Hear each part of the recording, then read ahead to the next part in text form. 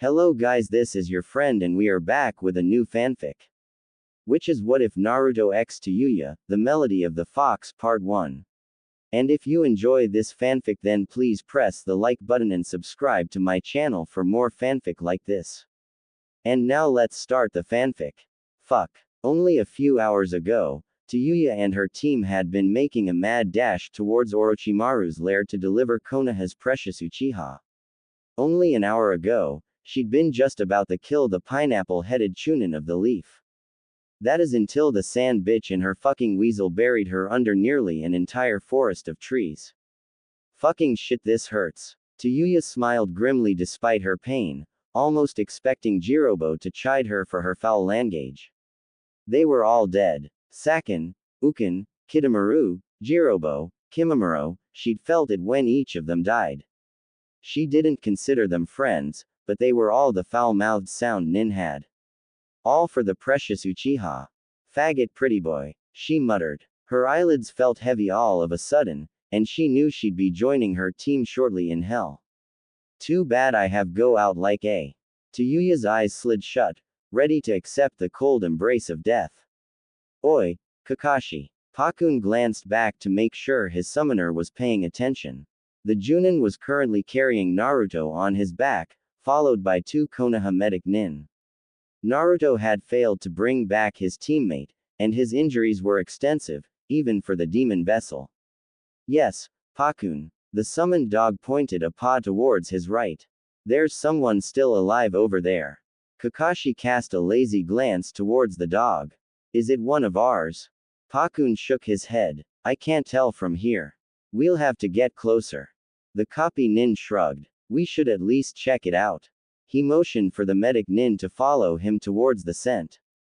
10 minutes later, they were standing in front of what used to be a fairly large area of forestry. It seemed as though something had leveled everything within a 100-yard radius of where they stood. Kakashi. The Junin nodded and jumped over to where his summon was sniffing around.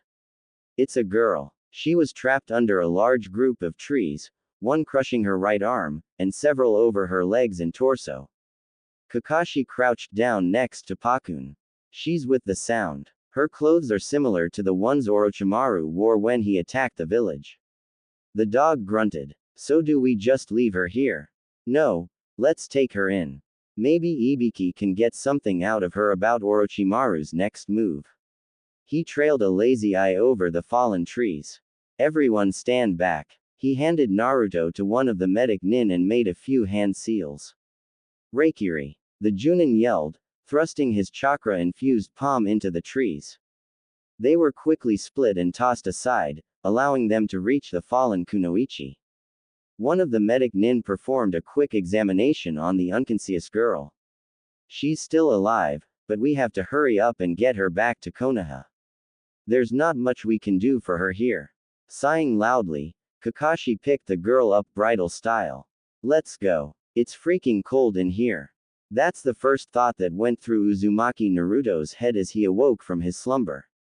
He groggily rolled out of bed to adjust the thermostat, only for his feet to touch the cold, hard tile of the hospital room instead of the warm, soft carpet of his bedroom. What the hell? He yelped, quickly jumping back onto his bed. After a few seconds of panic, he quickly realized where he was.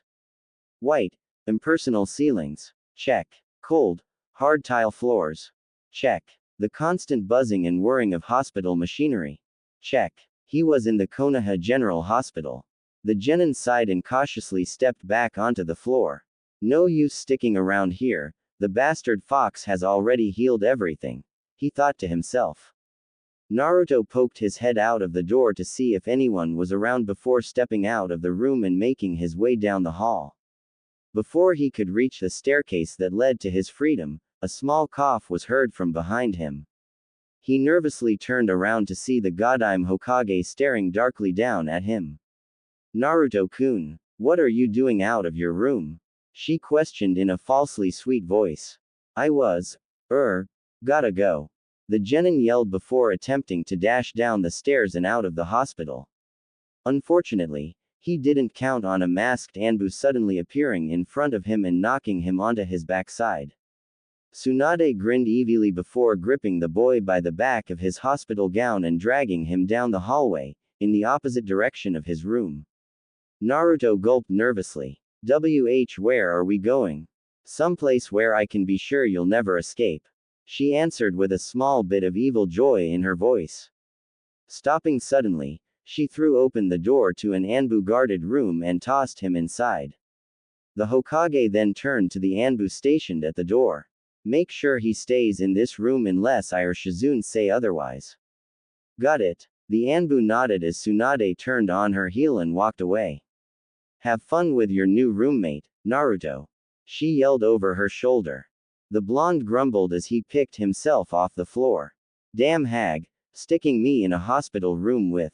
His eyes trailed over to the other occupant of the room, curious as to who he'd be spending the next few days or so with. The boy's eyes nearly popped out of his head as he got a good look at his roommate.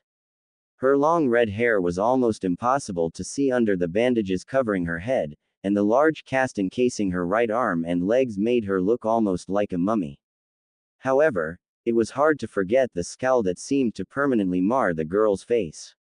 You, he yelled, pointing an accusing finger at his roommate. The girl in question turned away from the window to glare at the loudmouthed blonde. What he saw stunned him.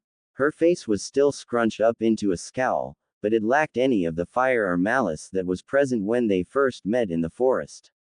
Calming down a bit, Naruto shook his head in disbelief. What are you doing here? Instead of answering, the girl turned back to the window. Naruto narrowed his eyes and took a step closer. Oi, say something. The girl continued to ignore the genin, much to his chagrin. Fed up, he hopped onto her bed and straddled her bandaged legs. What the hell's your problem? The girl snapped her head away from the window and leaned forward to get into his face. You want to know what my fucking problem is? Huh? Tayuya screamed, struggling against the cast covering her lower body. I was beaten by a pineapple-headed faggot and his whore of a girlfriend, buried under 50 fucking tons of forestry, told I'd never fucking walk again, and now I have to deal with a loud-mouthed shithead who thinks orange is a normal color for a ninja. Her breathing was labored by the time she finished her rant, and her good arm was grabbing the front of Naruto's hospital gown for emphasis. Unfortunately for both of them, the Hokage chose that moment to slam open the door and stroll inside. What the hell is going on in here? I can hear you two screaming all the way down the hall. Tsunade yelled, her face pink with rage. Her expression gradually changed from anger to one of mild amusement. You work fast, don't you, kiddo? Her grin widened as she watched the genin yelp in horror and fall headfirst onto the floor. Tayuya snorted in mild amusement. Baka. Why you shut up? It's your fault I fell in the first place. Naruto growled, rubbing the growing lump on his head. The sound nin's eyes widened in disbelief. My fault. Don't fucking blame me for your utter lack of coordination, dipshit. Says the cripple. What? Throughout the exchange, the Hokage's grin grew into a full-blown smile. Before she'd been thrown into a room with Naruto, the girl had barely spoken more than 2 words to anyone. Those 2 words were, fuck, and, you. Amazingly enough, she was willingly speaking to the number 1 surprising ninja. Granted, she was screaming obscenities at the top of her lungs, but it was better than the weak glares she usually sent towards everyone. A plan began to form in her mind as she watched Tayuya bop the genin upside his head with her good hand. If things went the way she planned, she might even be able to kill 2 birds with 1 stone. Smiling triumphantly, she schooled her face into an angry expression. Quiet. Both teens quickly shut their mouths. Satisfied, she continued. I don't care who started what, or what the hell happened. You, she said, pointing at Naruto. Get in bed. The genin quickly scrambled to his own bed, shooting a quick glare to his roommate. You. Don't talk him, she said, pointing at the glaring red head. I ain't one of your damn grunts, Hokage-sama, Tayuya snarled, adding sarcastic emphasis to her title. I'll do whatever I damn well please, and there ain't shit you can do about it. The older woman grinned mischievously. Oh, well, As of now, you are hereby instated as a genin of the leaf. Congratulations. Tayuya's eyes widened in disbelief. What the fuck? She sputtered, jaw nearly reaching the bed. Naruto had a similar look on his face. Have you finally gone senile, Ba-chan? My legs are up. How can I be a ninja with up legs? She's the enemy. This bitch was one of the bastards who tried to kidnap Sasuke. I won't do it. There's no way I'll join you shitty rats or live in your faggot-infested village. I'd rather die first. Grinning on the inside, Tsunade slammed her foot down onto the floor. The whole hospital seemed to shake, and a few screams of bloody murder were heard from the floor below. Listen up, brats, she growled, screwing her face up into the angriest face she could manage. What I say goes. Besides, you don't need legs to work at the academy. The room went dead silent. What? Naruto immediately began laughing at the grief-stricken face of the former sound nin. Predicting this, Tsunade grinned. And you will be her escort. This time, Naruto's face paled in disbelief. Nani? But I have to train to bring Sasuke back. The Hokage shrugged with indifference. Oh well, looks like the Uchiha is screwed, then. Sighed the older blonde. Tayuya cracked a small smile. Literally. Her smile became a giggle, and before long, she was cackling wildly at the vivid images that passed through her mind. The blonde genin looked confused for a few seconds before his face contorted in horror. EWWWWW. While both genin were occupied with their own amusing, sickening thoughts, Tsunade took the chance to slowly slip out of the room. Not long after, Tayuya stopped laughing long enough to wipe a stray tear from the corner of her eye. She looked around the room and noticed the missing presence of the Hokage. Oi, where'd the bimbo go? Outside of the genin's room, the Hokage hummed a happy tune to herself. Just as she was about to head down the stairs, a blur of pink appeared from her right. Tsunade-sama, Naruto's gone. He's in room 223. You should pay him a visit. He needs all the support he can get right now, she said, chuckling lightly. The genin tilted her head in curiosity before nodding and running off toward her teammate's new room. Oh, this was going to be good. Naruto. There you are. I've been looking all over for you.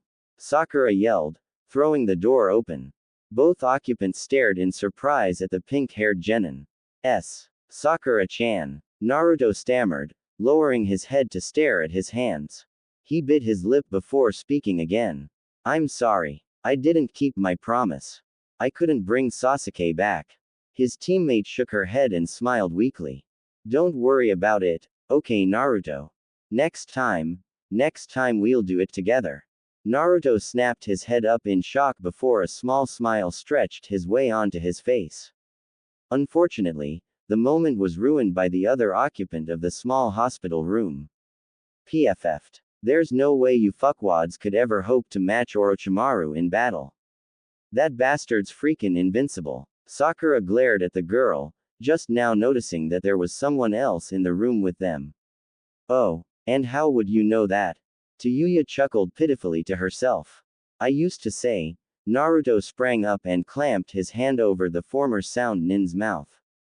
Shortly after, she took a large bite out of the offending appendage. Ouch. That hurt. Tayuya snorted in indignation. Serves you right, bastard. While the blonde nursed his currently throbbing hand, his teammate shook her head and turned towards the door. I don't know who you are, but Naruto and I will bring Sasuke-kun back. She glanced back at the full-mouthed genin with contempt. Believe it. She slammed the door on her way out, leaving both patients in mild shock.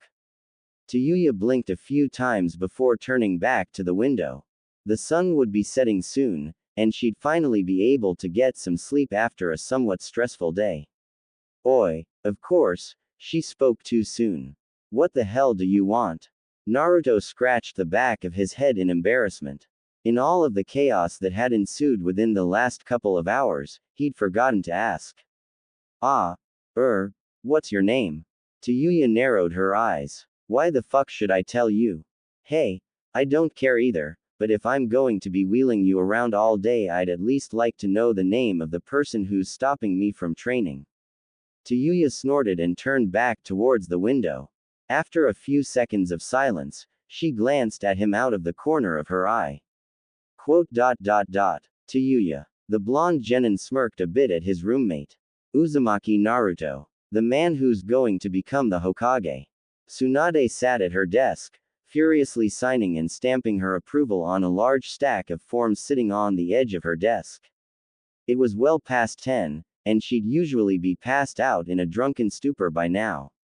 However, thanks to her genius plan, she was stuck alone in the brightly illuminated office, working harder than she ever had in her 2 months of being the Hokage. Kami, what the hell was I thinking? She thought, sighing as she signed off on another release form. Turning a ninja from an enemy village into one of our own. I must be losing my mind. Most of her complaining was due to the paperwork required to perform such an action.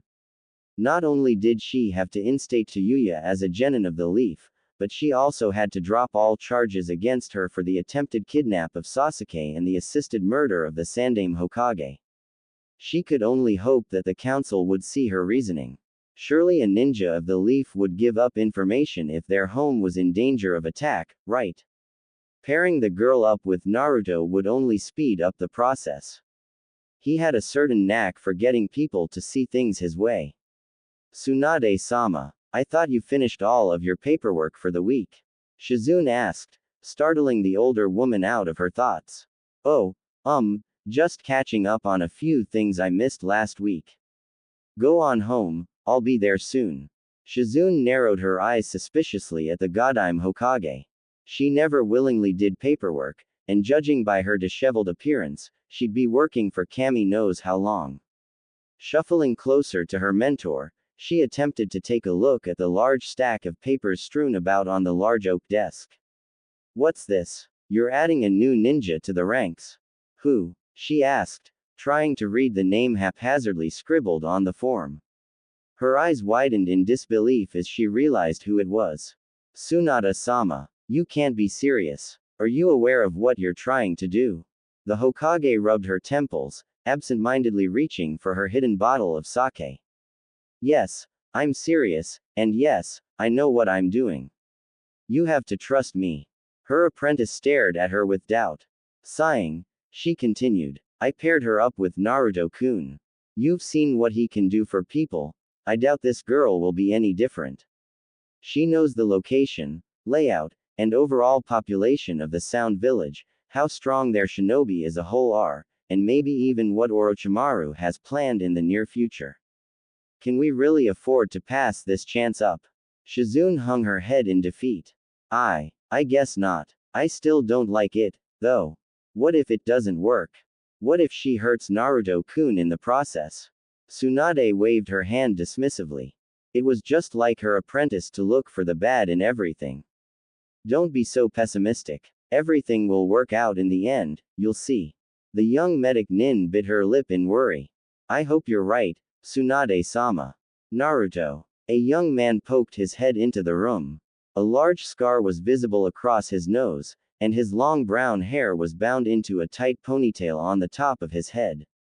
Yumino Iruka had just returned from his mission early that morning and arrived at the hospital just as visiting hours began. Of course, he made a quick stop at a certain ramen stand, a fact that didn't go unnoticed by the genin in question. Iruka-sensei. A yellow blur tackled him around the waist, nearly spilling the contents of the small brown bag in his hand. Is that for me? He asked, eyes wide and shining. His former teacher couldn't help but to laugh at his childish antics. Sure is. I figured you'd be tired of the hospital food by now.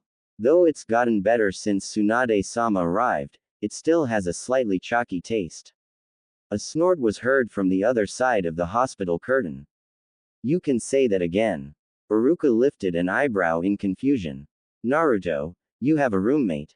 The genin stopped drooling and glanced towards the curtain separating him from the recently instated genin. Oh, yeah, that's just Tayuya. Me and her are gonna be helping out at the academy for a while. Iruka shook his head. She and I swear, they should add an extra year to teach you all more than basic math and grammar. You never know when it could come in handy on a mission. The man gave the bag to an eager Naruto, watching as he immediately pulled the plastic cover off of the container and dug in with the wooden chopsticks provided. After inhaling a sizable amount, he sighed and grinned widely. Ah, I forgot just how good Ichiraku's could be. Iruka chuckled and patted the boy on the head. The teacher's face suddenly turned deathly serious as he seated himself on a stray chair sitting near the bed. Naruto, are you alright? Noticing his serious tone, the blonde stopped slurping the noodles long enough to crack a wide foxy grin. I'm fine, Iruka-sensei. I heal really fast, so I should be out of here by tomorrow. Iruka nodded, satisfied with his answer. I'm glad. I'd better get going, I have quite a few tests to grade before class tomorrow. See you soon, he said, waving on his way out. Naruto simply nodded and finished drinking down the ramen's broth. So who was that? Your Junin-sensei or something? Sounds like a weak-ass, she asked, pulling back the curtain with her good arm. Naruto scowled at her. Take that back. Iruka-sensei's stronger than you'll ever be, he yelled, dropping the empty bowl onto the white-tiled floor below. Tayuya's normal scowl deepened in response. The fuck I will. What are you gonna do? Kick my and make me take it back? She snarled. Who the hell does this guy think he is, ordering me around like I'm some punk-ass leaf shinobi? You're just jealous because you don't have anyone who cares about you at all. He shouted, the words flying out of his mouth before he could think. As soon as he said them, he immediately regretted it. Tayuya's eyes were wide with shock, and her jaw hung limply at the hinges. She soon recovered and turned her head away from him. At least you're not the spineless I thought you were. Tayuya joked, her voice carrying a slight waver. Damn it. Why the hell am I showing weakness? It must be this shit they're feeding me. It's bad enough to make anyone cry, she reasoned to herself. Naruto stared at her for a few more minutes before settling down into his bed. He was still a bit tired from his fight with Sasuke, even if he did heal faster than humanly possible. He'd apologize later, as soon as he woke up. The next day, Naruto and Tayuya stood in front of the Hokage's desk. Or rather, Naruto stood and Tayuya sat in a wheelchair next to him. He played with the zipper on his orange jumpsuit, struggling to zip it up to his chin. He only had 2 more at home, and they all felt a bit tight since his fight with his former teammate. Tayuya wore simple black ninja pants and a dark blue long-sleeved shirt. The bandages on her head and left arm were still present, but she'd been able to get out of her leg casts in favor of a couple of small metal braces. The Hokage finished signing off on one last sheet of paper before leaning back in her chair. Finally. That's the last of them. She reached into her drawer and tossed a leaf Hittite to Tayuya, who deftly caught it with her left hand. Congratulations, you're an official genin of Konoha. By wearing this headband, you acknowledge that you will protect this village and the people in it with your life, blah, blah, blah. Do you accept? Tayuya an eyebrow at the blonde. Do I have a choice? She asked, fingering the thick cloth of the headband. Tsunade nodded. Actually, you do. You can either become a Konoha ninja or I can turn you over to Morino Ibiki for interrogation. She smirked inwardly. She was bluffing, but they didn't need to know that. Naruto's face visibly paled in recognition of the name. Though he hated to admit it, the scarred special Junin had quite an effect on him. Ah, Tayuya, I think you should just accept. He whispered. The girl eyed him strangely, noticing the slightly nervous look on his face. He's a really scary guy. Instead of arguing, she turned back to the Godime and nodded. Fine, but I ain't gonna like it. She lifted the headband towards her escort expectantly. He stared at the headband in confusion, an action which quickly annoyed his red-haired companion. Put it on me, dipshit. I only got one arm. Shut up. I'm not psychic. Geez. He grabbed the headband and moved to put it on her forehead before pausing. Where do you want it? She titled her head in thought. Tie it around my neck. The blonde grunted and tied the cloth into a loose knot around her neck. Happy? Fuck no. TCH, not even a thank you. The fifth slammed her fist down onto the desk, effectively quieting the teens down. Listen up, she bellowed, causing Naruto to flinch. Both of you are to report to room 23 at the academy. I've arranged for one of the Chunin teachers there to assign you a few tasks to keep you busy.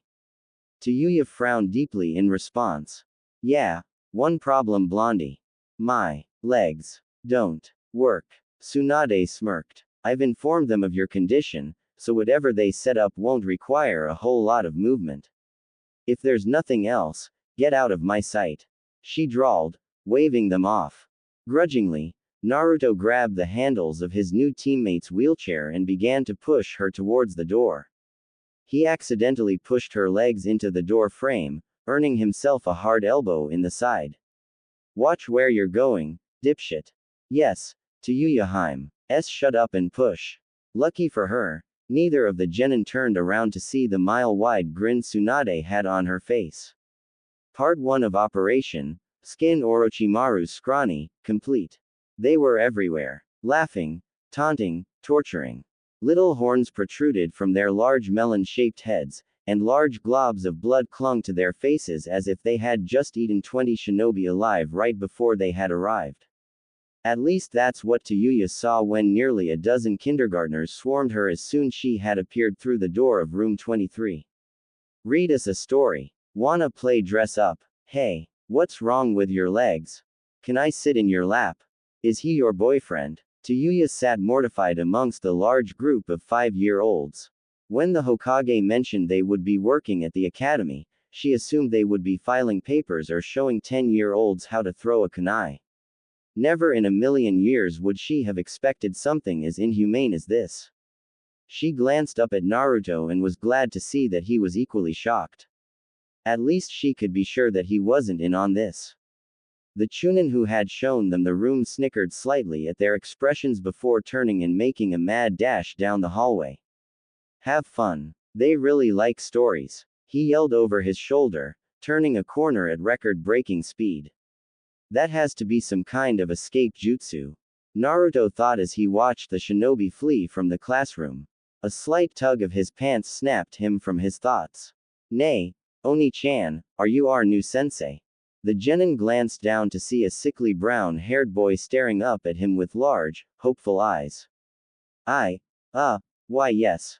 A large chorus of cheers went throughout the room. A few of the toddlers darted off to grab books, blankets, and pillows, much to the genin's confusion. It wasn't until the same little boy held up a large book to Tayuya that they understood. Her eyes widened and she began to shake her head ferociously. No, not a fucking chance in hell. She screamed, attempting to hop out of her chair and crawl towards the door.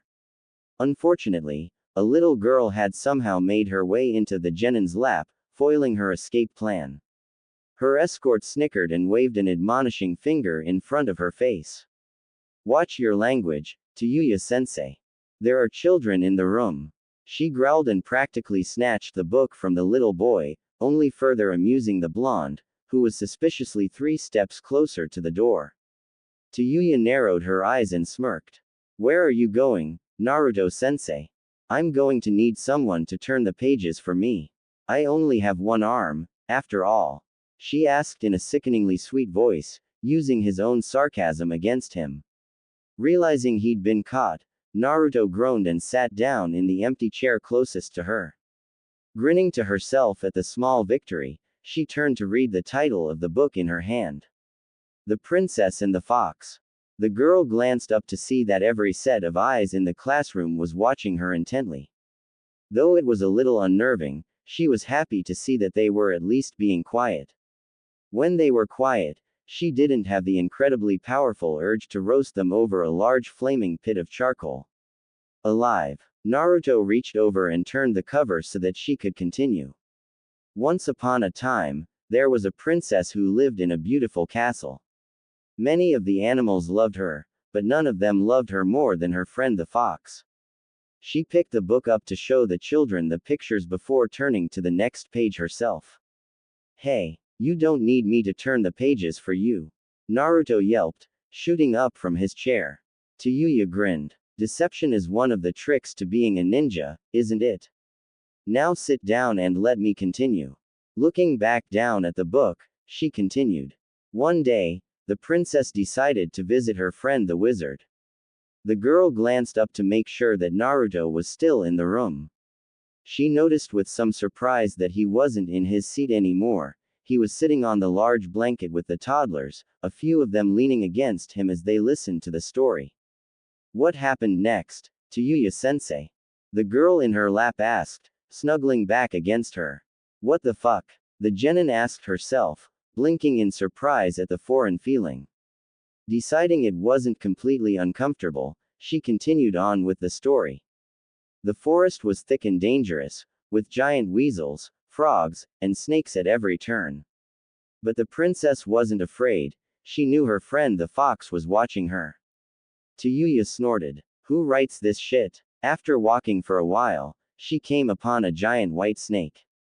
Where are you going, little girl? The snake boomed, staring with big yellow eyes at the princess. A shudder went through her as she absent-mindedly fingered her cursed seal, an action which didn't go unnoticed by Naruto.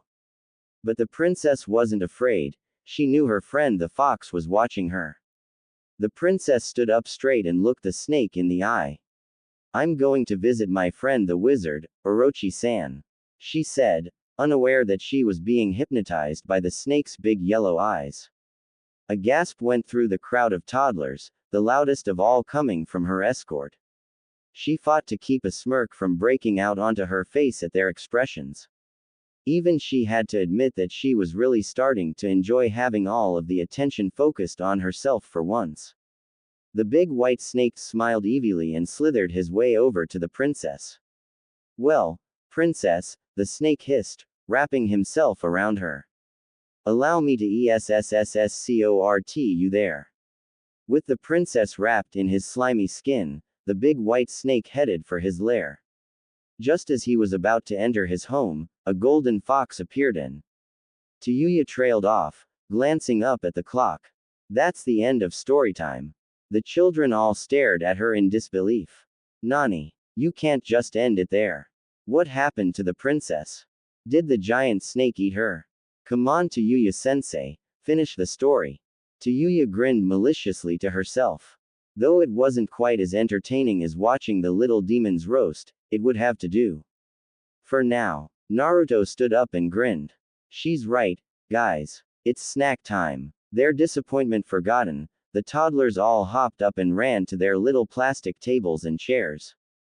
After setting down a few cookies and a carton of milk in front of each of the children, the genin inched their way towards the door, only to back into the same sickly little boy from before.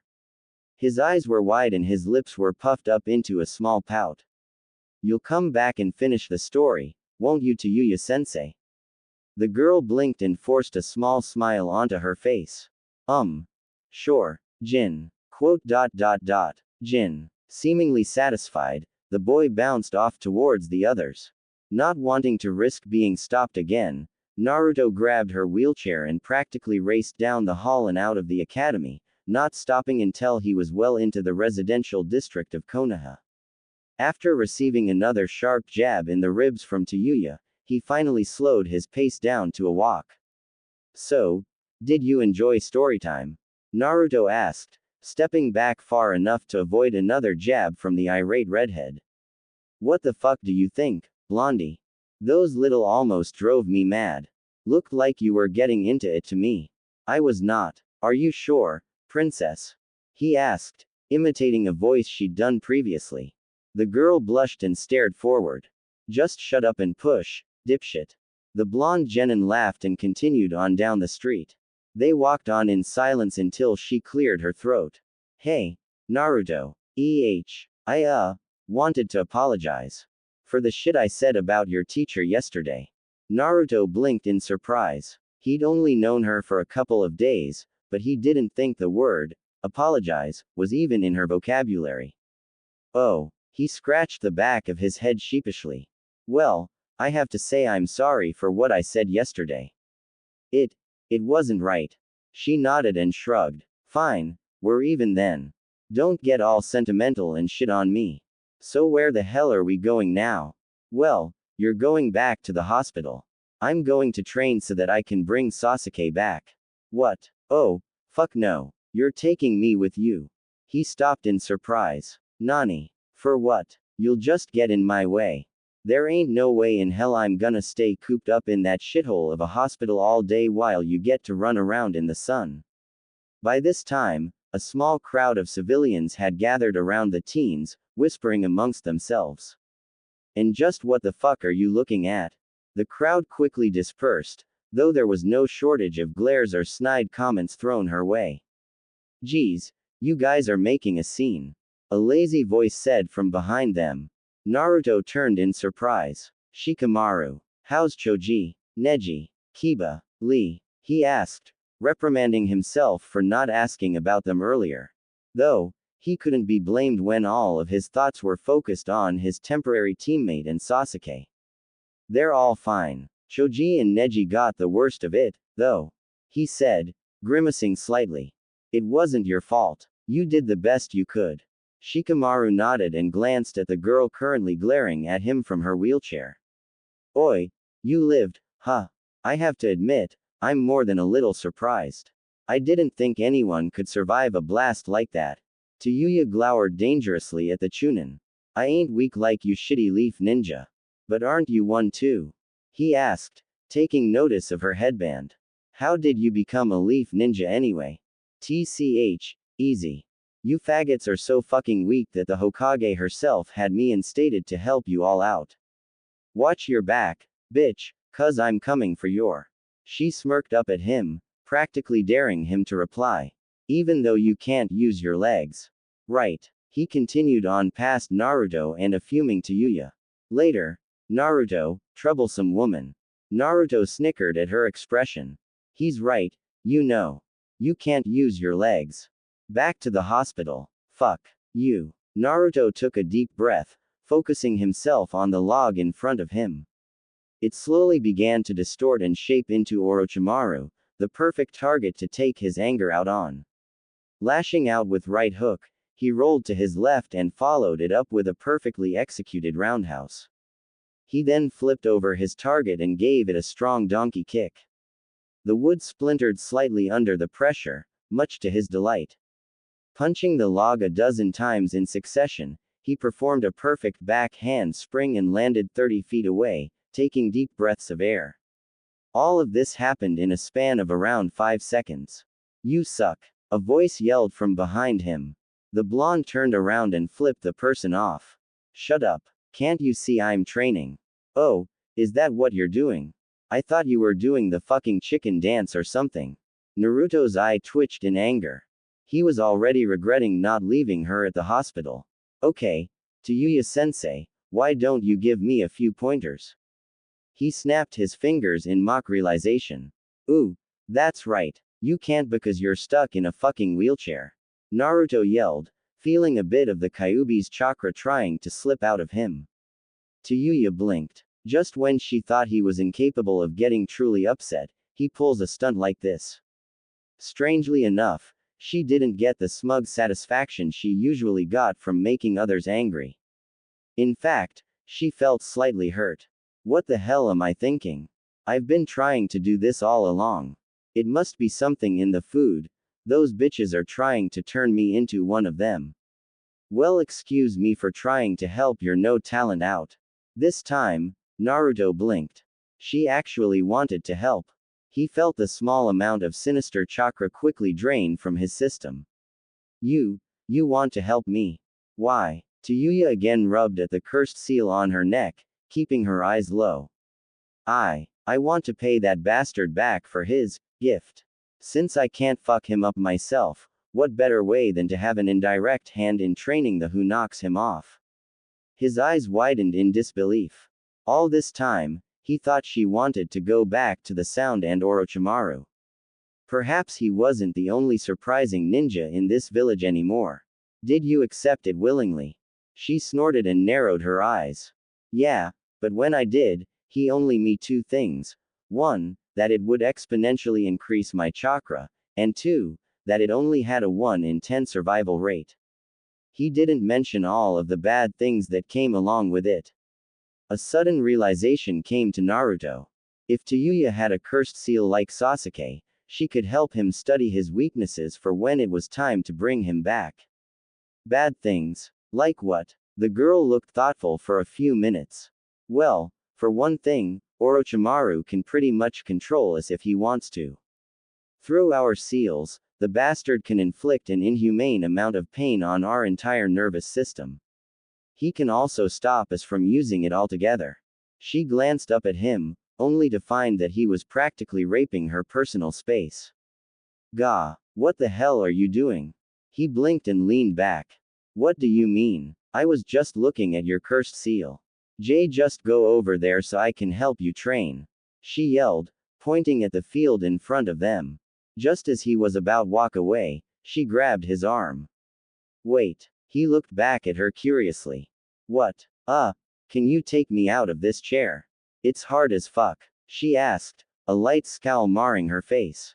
Shrugging, he quickly scooped her up in his arms and set her down under the shade of a large tree. How's that? Tayuya leaned her head back and stretched, enjoying the feel of the lush grass beneath her and the freedom to move as she wished. Well, as free as one could without mobility in their legs. Fan-fucking-tastic. He stared at her for a few more seconds before smirking. You know, you're not as ugly as usual when you're not scowling. She quickly brought her arms back down and crossed them over her chest. Yeah, get into your usual stance and I'll tell you what you're doing wrong.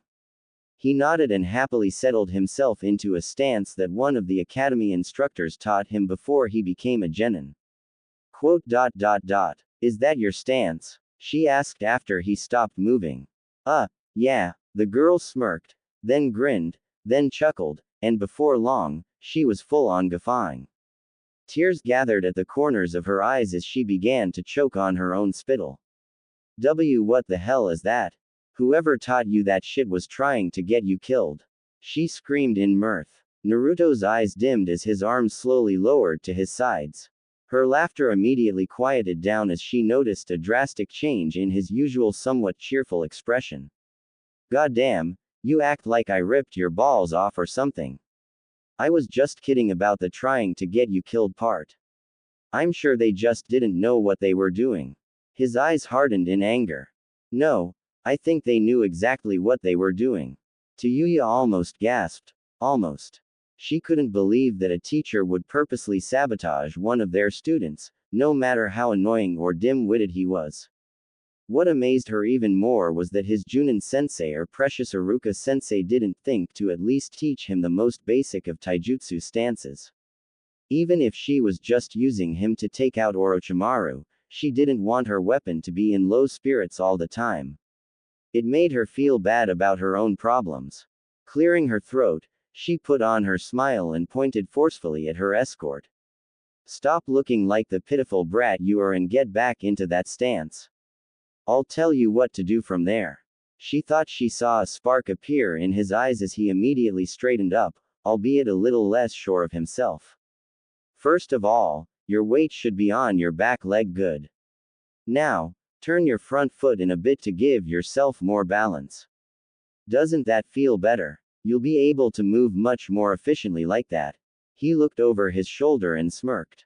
Looks like I'll really have to start calling you Tayuya-sensei now, Naruto joked, testing out the new form.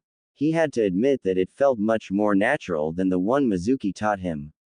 Tayuya flushed slightly and scowled. Shut the fuck up. I ain't doing this 'cause I like you or anything. I just don't want you to get your kicked by Orochimaru. Besides, this is the most basic form there is. Now lift your back arm up near your chest a little higher. Perfect. Stretch your other arm out in front of you, not all the way out, dipshit. Yeah, that's good. Now you can strike and block from pretty much any angle, and move in nearly any direction. She smirked smugly as he took a few practice punches and kicks, looking much better than he did only 10 minutes ago. Yes. Thanks, Tayuya. She shrugged and waved him off. Don't thank me yet. You haven't used it in an actual fight. He smirked and put his hands together in a familiar sign. Kage Bunshin no Jutsu. A shadow clone popped into existence, much to the surprise of the former Sound Nin. Holy fuck, you never cease to amaze me. He smiled genuinely at the girl before settling himself into the new stance and sparring with his shadow clone. She couldn't keep a tiny smirk from slipping its way onto her face as she watched him. By the time she was done, Orochimaru won't know what hit him. Both genin were oblivious to the angry pair of eyes watching their every move. Naruto sparred for a few more hours, even going as far as to create 10 shadow clones to fight against. Every few minutes, Tayuya would call out tips or admonishments. Most of them starting with an insult, of course. As time went on, the insults gradually turned into compliments, and she even began to hold back on the name-calling. Sometime during his training, he'd shed his jacket and thrown it towards the foul-mouthed redhead, causing the name-calling to resume full force. After a while, she became silent. I must be doing pretty good, Naruto thought as he crouched down onto the ground, breathing heavily and glancing up at the night sky. The stars and moon were glowing brilliantly, a sign that it was at least after 8. He didn't realize so much time had passed since they'd left the academy. Oi, Tayuya, ready to go back? He called over his temporary teammate. When she didn't answer, he reluctantly stood and walked over to where she was reclining against the large tree. Tayuya, looking closer, he realized that her eyes were closed, and her head was tilted off to the side at an awkward angle. It didn't take a genius to see that she was asleep. His discarded jacket was spread out over her torso, probably to ward off the cold. It did tend to get pretty cool in Konoha, after all. The genin stared a moment longer before reaching over to pick the girl up. What he didn't count on was her fist shooting up and punching him square in the jaw, sending him sprawling 5 feet into an adjacent tree. The girl blinked sleepily and yawned, rubbing at her eyes with the offending hand. Huh, must have fallen asleep, she thought to herself, noticing it wasn't light outside anymore. She glanced at the area where Naruto had been training, only to see a battered training log and a few ninja weapons spread out on the ground. However, there was no sign of her blonde escort. A small pang of anger washed over the girl. That bastard deserted me, she shrieked in her mind, already thinking of ways to cause the genin pain. That is until she heard a strangled groan coming from her left. Tayuya snapped her head around to see Naruto lying sideways against a thick oak tree, tending to a large bruise on his cheek. She blinked in surprise. What the fuck happened to you? Naruto glared at her and rolled himself onto his hands and knees. What happened? You punched me, he yelled, waving his arms in an exaggerated fashion. The girl blinked again. I did. She glanced down at her fist in surprise. Huh, good to see my reflexes haven't dulled any. Yeah, what? Do you think I hit myself? Damned if I know. You might be some kind of masochist. A maso? What? Tayuya shook her head in exasperation. Holy shit, you're stupid. Just put me in my chair and get me back to the hellhole you call a hospital. Shooting her one last glare, the blonde stood up and walked over to the crippled genin. He pulled his jacket off of her first, attempting to put it on. The girl shivered and grabbed a hold of one of the sleeves. When he stared at her questioningly, she scowled and tugged on the sleeve a little harder. It's cold as shit out here. Be a gentleman and let me use your jacket. She meant for it to be a suggestion, but it came out as more of a command. Will you be quiet and go back to the hospital peacefully if I do? He asked, patting himself on the back for coming up with such a great idea. She nodded and pulled the jacket from his grip, immediately wrapping it around herself to ward off the persistent cold. After regaining a bit of her warmth from the heavy material of the bright orange jacket, Tayuya lifted an arm towards her escort. Hurry up, I'm freezing my off out here. Naruto scowled but bent down to pick her up bridal style. She wrapped her good arm around his neck and nodded after she established a firm enough grip. As he ascended to a standing position, both felt a small wave of killing intent from the forest around them. What the hell was that? He asked, looking around for any sign of life. Tayuya was doing the same, immediately going into ninja mode despite her handicaps. I don't know, but we'd better get the fuck out of here before whatever it is decides to make itself known. Quickly setting her back into her wheelchair, Naruto formed some chakra in his feet and dashed off towards civilization while occasionally glancing over his shoulder to see if anyone was following them. Even as they ran, they felt the strange presence following them, the foul aura getting stronger and stronger with each step. Before long, they reached the densely populated market district. Thankfully, the killing intent immediately disappeared, allowing the genin to slow his pace to a brisk walk. That was scary. He breathed, attempting to regain his breath back after the sprint. Normally he wouldn't be so tired, but he'd just spent the better part of the afternoon training his taijutsu. The girl nodded in agreement, trying to catch her own breath despite not doing anything. Fuck yeah, that was like some Freddy Krueger shit. Both genin paused for a moment before bursting out into laughter. Civilians and ninja alike wisely edged their way around the howling teens, unsure as to whether they were psychotic or not. It took well over a minute for them to calm down enough to keep moving, although they both sported equally wide grins, a fact which still managed to creep out most of the citizens they came across. As they walked deeper into the market district of Konoha, Tayuya soon became aware of the glares and frowns sent their way. A few of the people muttered words under their breath, none that she could hear over the increasingly loud chatter. She glanced up to see that her escort was still grinning, albeit it was slightly strained from her vantage point. Oi, Dobie, what's with these shitheads? I thought the bimbo didn't tell anyone where I was from. His smile slipped a bit before widening into a full foxy grin. Oh, they're just upset about some pranks I pulled a while back. He lied, skillfully skipping around the truth. It wouldn't do any good for her to know about the Kyuubi. She eyed him for a few seconds before shrugging it off.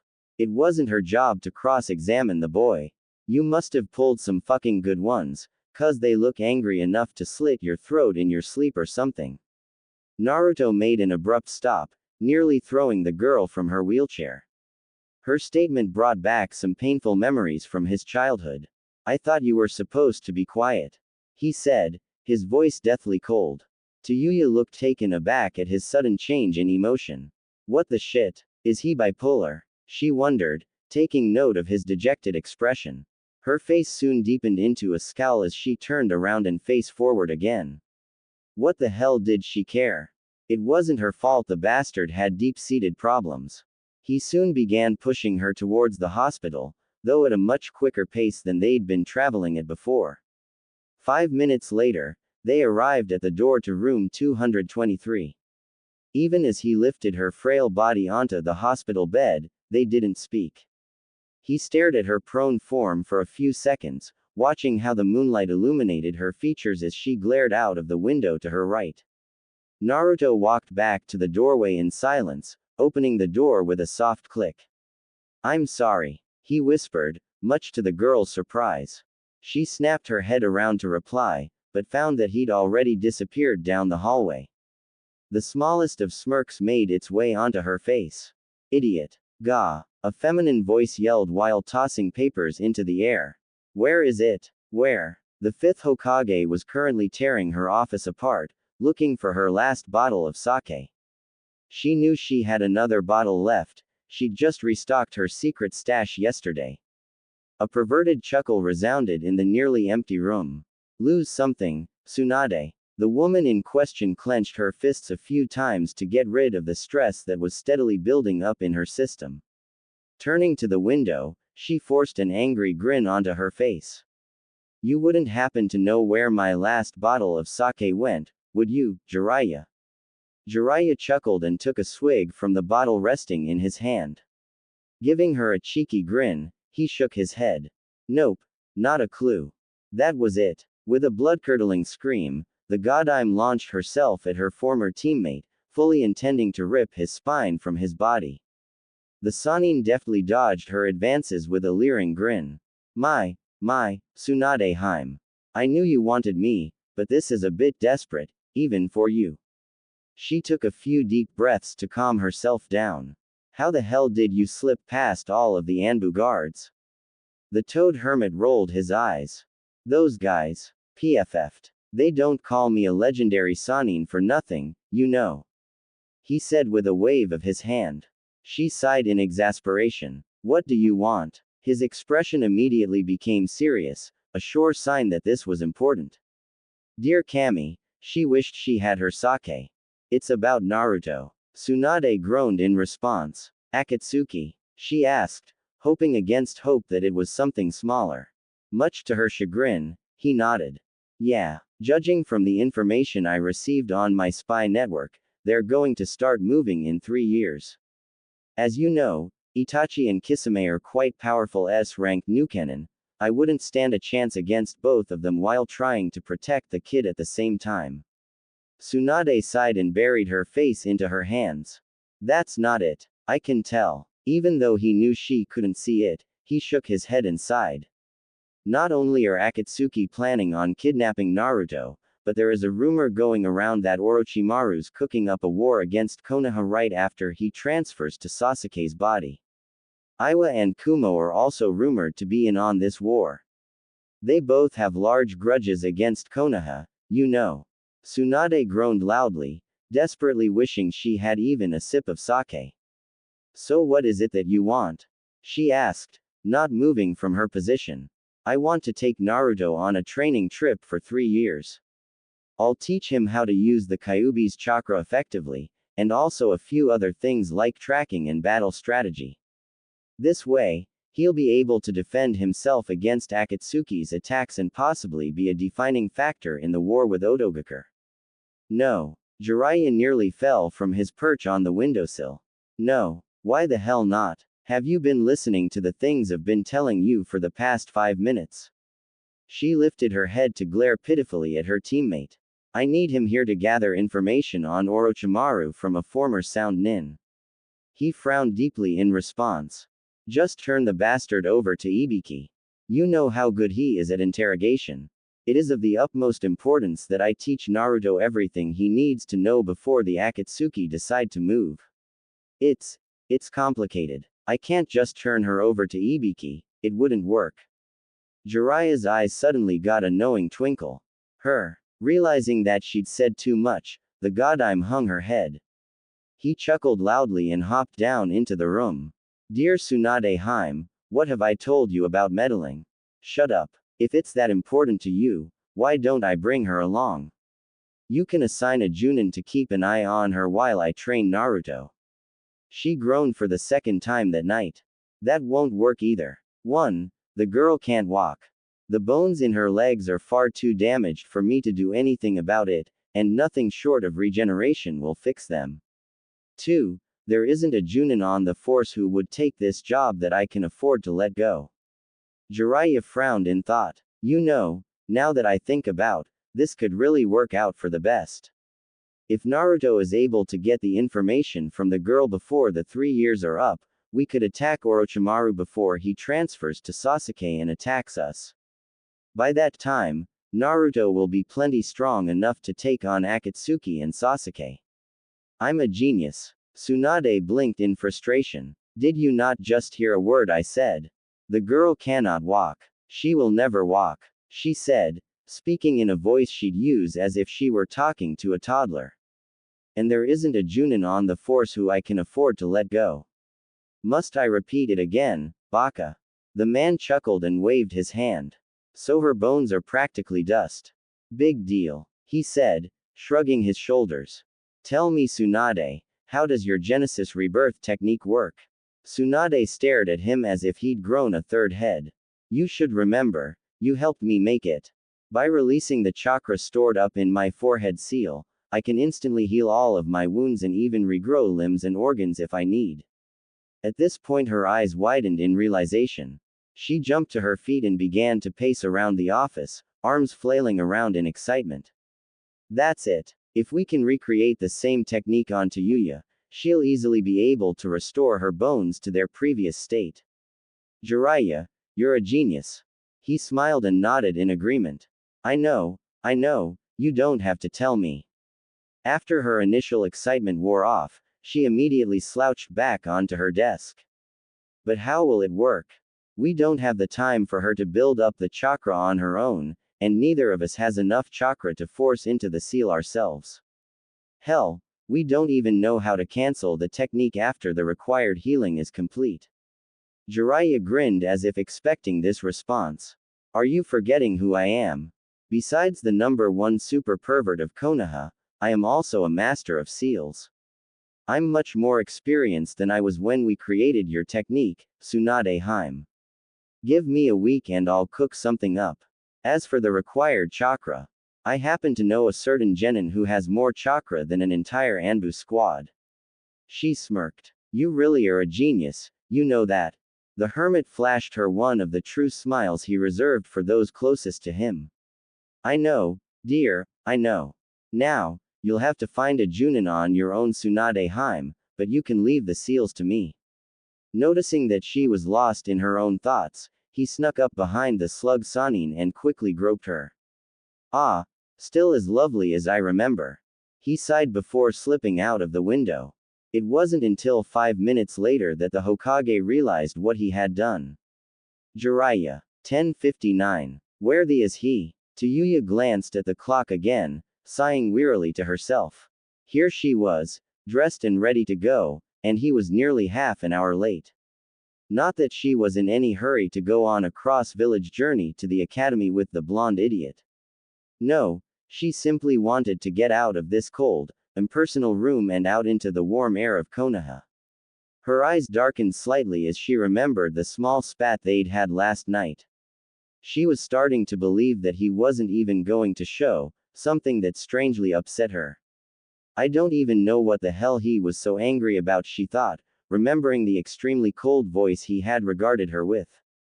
The genin sighed again and flopped back onto the bed, resigning herself to a day of lounging. Suddenly, she noticed a piece of bright orange cloth resting on the ground beside her. She stretched out to pick it up and recognized it as the same jacket Naruto had loaned to her the night before. TCH, the idiot forgot to take his shitty jacket with him. She fingered the thick material of the coat. Glancing at the door one more time to make sure no one was coming in, Tuya lifted the jacket to her nose and took a slight whiff. It smells like ramen. A sudden opening of the door surprised her out of her thoughts, and she quickly threw the garment back onto the floor. Tsunade's apprentice stepped through the door and blinked in surprise. Sorry, I thought you'd be gone by now. The woman glanced at the clock resting on the table to Tayuya's left. Where's Naruto-kun? Aren't you two supposed to go to the academy today? Instead of answering, the girl snorted and looked away, occupying herself with watching a few bluebirds hop around and titter on the windowsill. Shizune smiled and moved to check the genin's medical chart. I know you're waiting for him. You can't fool me. Again, she didn't reply. He's strong, you know. He took on Orochimaru twice. The medic nin muttered, attempting to bait the girl into a conversation.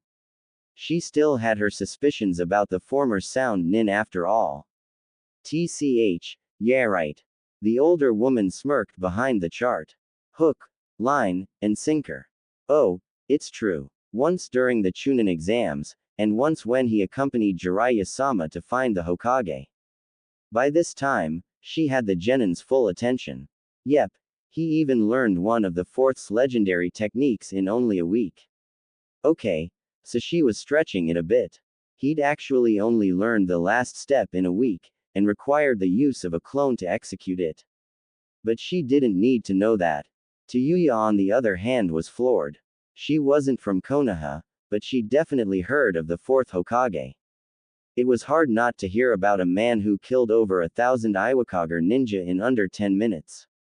Not to mention that every now and then Orochimaru would mutter things about the yellow flash stealing his rightful position as the Hokage. You're shitting me. Shizune shook her head. Nope. I also heard that he defeated Sabaku no Gara, the demon vessel of the Shukaku. Tayuya's jaw was practically on the floor by now. Are we talking about the same Naruto? Blonde hair, stupid face, gay bright orange jumpsuit. Tsunade's apprentice nodded and set the chart back in its resting spot near the end of the bed. Huh, maybe he's not as stupid as he looks. He's still one lucky to face Orochimaru twice and live. I assure you, luck had nothing to do with it. Before the genin could say anything else, Naruto burst through the door, breathing heavily as he tried to form a coherent sentence. Sorry. Late. Overslept. He breathed between gasps. Shizune smiled fondly at her surrogate little brother. He glanced up and grinned widely at the woman. Hey, Shizune Ne-chan. She nodded in response and slipped out of the door to hide her growing grin. She could always come back later and find out what she needed to know about the girl. You'd better hurry up and get to the academy, Naruto-kun. Your friend looks a little antsy. The medic called from over her shoulder. The blonde stared at Tayuya and lifted an inquiring eyebrow. Ready to go? He asked, scratching nervously at the back of his head. Tayuya scowled at him, but nodded. He quickly grabbed the wheelchair resting by the doorway and wheeled it over to his teammate's bedside. Do you think the kids will be mad that we're late? The boy inquired, setting her down in the chair. She shrugged slightly and picked up the orange jacket she discarded earlier, draping it haphazardly over her lap. Who gives a shit? It's not like they can do anything about it. Well, since you don't care, I'll make sure I tell them it's your fault. What? Oh, hell no. You're taking the fall for this one. I thought you didn't care. I don't. I just don't like being blamed for shit I didn't do. Sounds like fear to me. With a well-placed elbow to his side, Tayuya quickly ended the argument.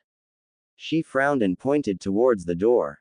Push. Yes, Tayuya Heim, he drawled sarcastically, dodging another elbow. To say that the kindergarteners were upset would be an understatement. Every single one of the children were glaring maliciously at the teens, even causing Naruto to take an unconscious step back. The Chunin instructor shot them a look of pity before quickly performing a shunshin out of the room. Bastard. Tayuya mumbled, glaring at the spot where the Chunin had previously been standing. She was broken from her thoughts when a large book was shoved into her hand, and the same little girl from the day before hopped into her lap without a word. Not wanting to provoke the children into doing something rash, because they were, in fact, demons in disguise, the genin immediately popped open the book and turned to where they left off. Naruto had already settled himself among the kids, although he glanced nervously at them every few seconds. Yep, the little bastards were definitely demons. Tayuya. Can you start reading? Her escort asked, motioning towards the impatient and murderous-looking students. She nodded and cleared her throat harshly before beginning. Everyone knows where we left off, right? After receiving a stiff nod of consent from the kids, she continued. Just as he was about to enter his home, a golden fox appeared and snarled angrily at the snake. Let her go. The fox boomed, taking a large step forward. The giant white snake smiled and looked down at the fox. Little fox, do you think that you can defeat me in battle? Run along before I eat you too. She made sure to change her voice to fit the characters, actually somewhat enjoying herself. It sure beats sitting in hospital bed all day. The children gasped and murmured amongst themselves. If the snake ate the fox, what would happen to the princess? She took a quick surveying look around the room before continuing. The fox was afraid, but he stood his ground. He launched himself at the snake, only to be knocked into a tree by the snake's giant head. The princess gasped in horror. No, not my friend the fox. She screamed, struggling against the snake's tight hold. Don't worry about me, save yourself. But the fox only shook his head and smiled. As long as I have an ounce of breath left in my body, I will always protect you. Frowning, the snake launched himself at the wounded fox. I told you not to meddle, and now you shall die.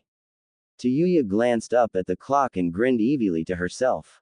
She snapped the book shut and set it down in her lap. Sorry kids, it's snack time. Every jaw in the room dropped, including Naruto's. Not again. Tell us what happens to Fox. Please. The red-haired genin only shook her head and smiled. Blame Naruto for getting us here late. The children's eyes drifted over to the genin sitting nervously in the middle of the classroom. Ah, I overslept, he whimpered, not liking the glares he was getting. Get him. The sound of the Kyuubi campaigner's screams could be heard all over the village, giving a few old women heart attacks and causing visitors waiting to get into Konoha to flee in terror. 10 minutes and one beat down later, the genin made a quick retreat out of the academy.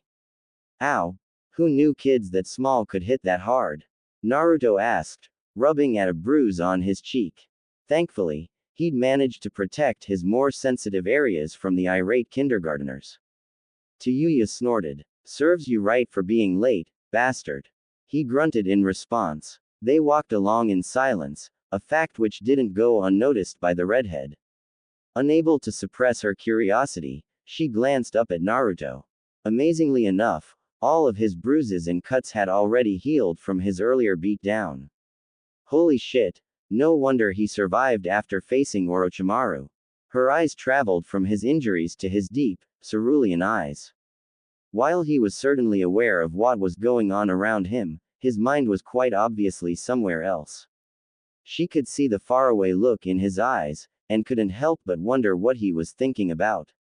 Naruto, on the other hand, was deep in thought, completely oblivious to the curious stare of the ill-tempered girl. His hands tightened around the handles of the wheelchair as he thought of his fight with Sasuke.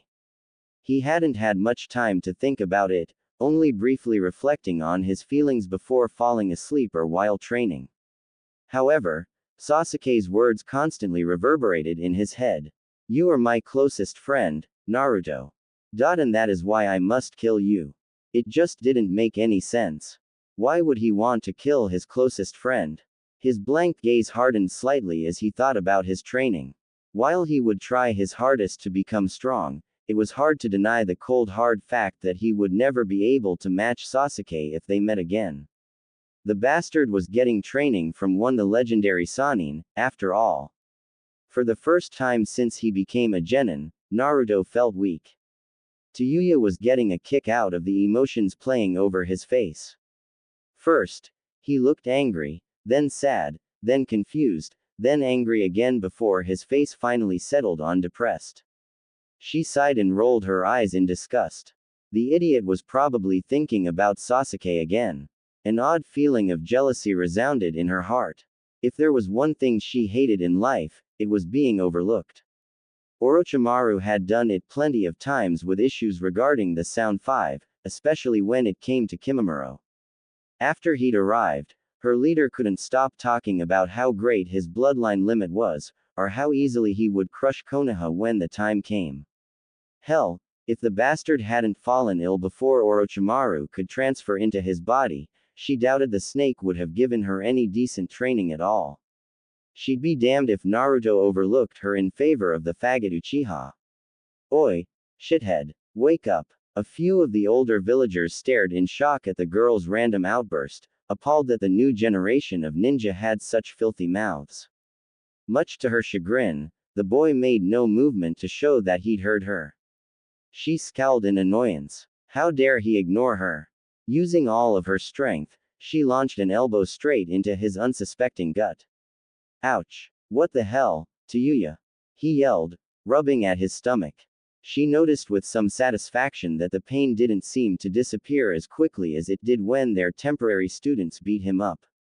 If you'd stop dreaming about your gay lover, maybe I wouldn't have to elbow the shit out of you. I'm not gay, Naruto yelled, eyebrows furrowing in anger. Just the thought of being with Sasuke sent a disgusted shudder through his body. Tayuya was more than amused at the reaction she got from him. She made a mental note to insult his more often. Hey, you don't have to prove it to me. What you and the faggot Uchiha did before he turned traitor is your own damn business. Where the hell are we going, anyway? She asked, cutting him off before he could come up with a retort. A strange smile appeared on his face, almost as if he was never thinking about the Uchiha or her insults to his manhood. The best place in all of Konohagakure, he exclaimed, pumping an energetic fist into the air. The corners of her mouth involuntarily twitched upwards at his upbeat expression. Though she'd never admit it to anyone, His smile was extremely infectious.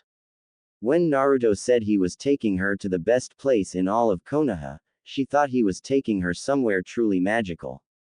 A secluded lake, an extremely upscale restaurant, or hell, even the local park. Never in a million years would she have ever guessed a ramen stand. Her eye twitched in annoyance. Oi, Oji-san, 2 bowls of miso, the blonde yelled, wheeling Tayuya into the small ramen stand. He didn't notice her clenching hand or her viciously annoyed expression, not until she attempted to jab him in the balls, anyway. Luckily, he was just quick enough to take a hasty step back.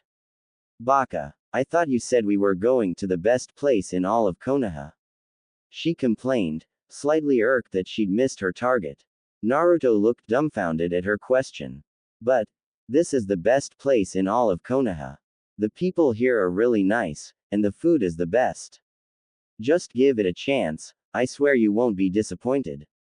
Please, Tayuya, he whimpered, using the infamous puppy dog eyes. The redhead sighed harshly and hung her head in defeat. Between his pitiful expression and large, pleading eyes, it was hard to deny the boy his ramen. She doubted that she could hate him any more than she did right now. Wait, scratch that. There was no possible way that she could hate him any more than she did right now. Fine. This shit better be damn good, or so help me all. She said, allowing the ominous threat to hang in the air.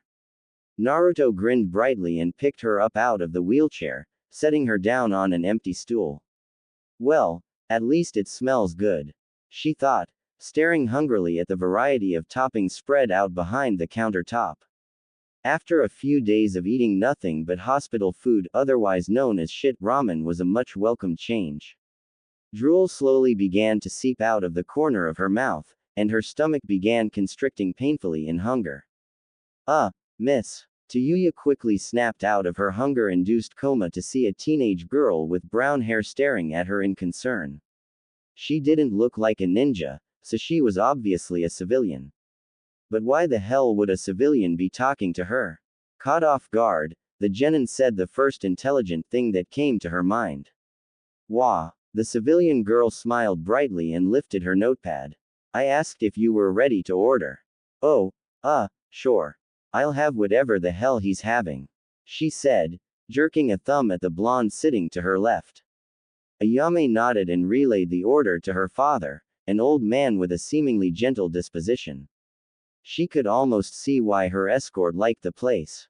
Despite its small size, the restaurant had a very cozy feel to it. It wasn't until a few seconds later that she realized Naruto was staring at her with something akin to shock. What the air you looking at? She asked, suspicious of the awestruck expression on his face. You don't want veggie ramen. Veggie ramen? What the fuck would I want that shit for? He continued to stare at her as if the answer was obvious. Well, aren't you watching your figure? Are you calling me fat? Tayuya exclaimed, causing the old man to grimace in sympathy for the poor boy. Though he seemed like a pretty good ninja, the boy clearly had no skill with the ladies. Naruto on the other hand waved his hands in front of him defensively and subconsciously inched his way onto the opposite edge of the stool. And no, it's just that well, Ino and Sakura-chan are always on diets, and they always say that ramen's too fattening and that Sasuke-tem won't like them if they eat it, and that if Sasuke-tem won't like them they'll never be happy, and if they're not happy then I won't be happy cause then they'll want to beat me up for making them fatten, he rambled, hoping to avoid another beatdown. Even if she was crippled, a woman scorned was still dangerous. She almost smirked at his fearful expression. I get the idea, dipshit. I just think it's stupid. Why the fuck would a kunoichi need to be on a diet? Shit, we jump through trees and train nearly every day of our lives. That's exactly what I said. But then, Sakura-chan would just hit me on top of the head for being stupid. He said, shrugging and turning to the freshly made ramen the chef had just set down in front of them. Itadakimasu, Naruto exclaimed, wasting no time in grabbing his chopsticks and eating. He shuddered in pleasure as the noodles slipped down his throat. Oh, that's good. His partner watched in mild horror as he slurped, sipped, and gobbled his way through the entire bowl while at the same time relaying the gory details of his latest mission to the old chef. Damn, and I thought Jirobo could put it down fast.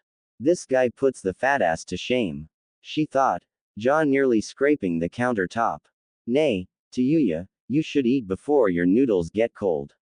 They're not as good when they're all soggy and stuff, he said, already halfway through his second bowl. She was slightly amazed that he even remembered she was there. After all, it seemed as if he was in his own little ramen-filled world, judging by the stupid grin plastered on his face as he ate. Deciding to take his advice, she broke her chopsticks and dug in with a quiet, "Itadakimasu." She placed a few of the noodles into her mouth, swishing them around a bit to get a good feel for the taste. She chewed the noodles slowly and swallowed. An eager Naruto watched nervously as the girl inspected and thoroughly examined the noodles. Well, what do you think? He asked, trying not to look too interested. Pretty good. Tayuya shrugged and grabbed a larger serving, stuffing them haphazardly into her mouth. Okay, so she wasn't the most refined eater in the world. Really? The girl nodded and swallowed again. Yep. Best damn ramen I ever had. Of course, she neglected to mention that it was her first time ever eating professionally made ramen, cup ramen didn't count. Her escort grinned widely. I think I can like you, he said, slurping a mouthful of noodles down his throat. The redhead sputtered noisily and choked on her ramen. What? Naruto turned to Yuya and gave her a wide toothy grin. A grin that looked disturbingly similar to Rock Lee's. I said, I think I can like you. There are no bad people among ramen lovers. The girl scowled and bopped him over the head with her good hand, sending him plowing face first into his half-finished bowl of soup. Doby, don't say shit like that when I'm trying to eat. She angrily stabbed at her noodles and swallowed another large mouthful. Her escort grumbled and picked his face up out of the now empty bowl. Why do girls always hit me when I give them compliments? He whined, wiping at his face with the collar of his shirt. She grinned into her soup at his pitiful expression. Even if he was a dumbass, he was at least an amusing one. Drinking the last of her soup down, she glanced at the blonde out of the corner of her eye. Who's paying for this stuff anyway? Naruto reached into his pocket and pulled out Gama-chan. I am, of course. Tayuya snorted slightly at his extremely goofy purse. Just when she thought he couldn't look any stupider, he pulls something like this. How can you even afford this shit? I thought you were dirt poor. He pouted and crossed his arms in front of him with a very childish expression his face. Hey, I'm not poor. I still have a lot of money left over from when we fought Zabuza and Haku. And then that mission where I went to beat up Gaara, when I brought back Tsunade Obaa-chan, and then when we tried to bring back Sasuke. He shrugged and motioned for another bowl of ramen. I haven't even cashed in my other mission payments. Tayuya blinked stupidly at the boy. So why the fuck are you wearing clothes that make you look a goddamn kunai target? Naruto grinned weakly. I like the color orange. She narrowed her eyes, but let the subject drop, for now. For some reason, that explanation didn't quite fly with her. It didn't matter to her though, eventually, she'd make him get some new clothes. Maybe if he actually looked like a ninja, she'd have more faith in his ability to beat Orochimaru. TCH. Yeah right. 15 minutes and 5 bowls of ramen later, 1 for Tayuya, and 4 for Naruto. Ah, I'm stuffed, Naruto exclaimed, patting his stomach contentedly as they walked and rolled down the street. Nothing made him feel better than 5 or so bowls of Ichiraku ramen, not even being able to land a hit on Sasuke when he had his Sharingan activated. He faltered momentarily at the thought of his former teammate. Even when he wasn't here, he managed to haunt his thoughts. Where the hell does it all go? She asked in wonder. While Jirobo could probably, she couldn't judge how much Naruto ate after only meal with him. After all, stuffed down twice as much as her escort. For his reasonably small stature, he'd eaten quite a load. The boy shrugged again, an action which was very quickly annoying the former sound nin. He'd shrugged, grinned, or completely brushed off nearly everything she'd asked for the past few days. She pushed those thoughts aside and glowered up at Naruto. Go somewhere with water. Huh. Tayuya bit back a groan, instead opting to roll her eyes. You're slow. We're going to train, aren't we? Find a place with some water. Yes, Tayuya. He grumbled under his breath as he made a sharp left turn into the residential district. Stop calling me that, jackass. You call me way worse names. She gave him a rather unladylike snort. That's because you deserve it. Her breathing had become shallow, and her face was lightly flushed with rage. Screaming at the top of your lungs does that to a person. She couldn't help but feel extremely annoyed with the blonde. There was just something so annoying about him. Not even Kidomaru could piss her off to the point of screaming, well, not every day at least. She'd usually just break an arm or three to get him off of her back, but she couldn't do the same to Naruto in her current condition. Unfortunate that we're here, Naruto yelled after what seemed like a minute later. Tayuya snapped out of her thoughts and shook her head in disbelief. Either he'd put on a major burst of speed since she'd screamed at him, or she really needed to stop zoning out. Taking a quick look around, she noticed that they were standing near a small stream set well into a large cluster of trees. There was plenty of shade from the tall trees in the area, and a few large, smooth stones littered the bank of the river, perfect for a picnic or quick break between training sessions. The place looked relatively undisturbed, and she couldn't stop the curiosity that welled up inside of her. Damn her uncanny need to understand everything about the world around her. Damn it to hell. How the did you find a sweet place like this? She asked, fighting to keep from sounding desperate. And if you shrug one more time, I'll rip your spine out. Okay. So much for not sounding desperate. He frowned slightly at her words. He didn't so much mind the language as he did the threats and insults that came along with it. It was starting to remind him of Sasuke, though he'd never actually used the word.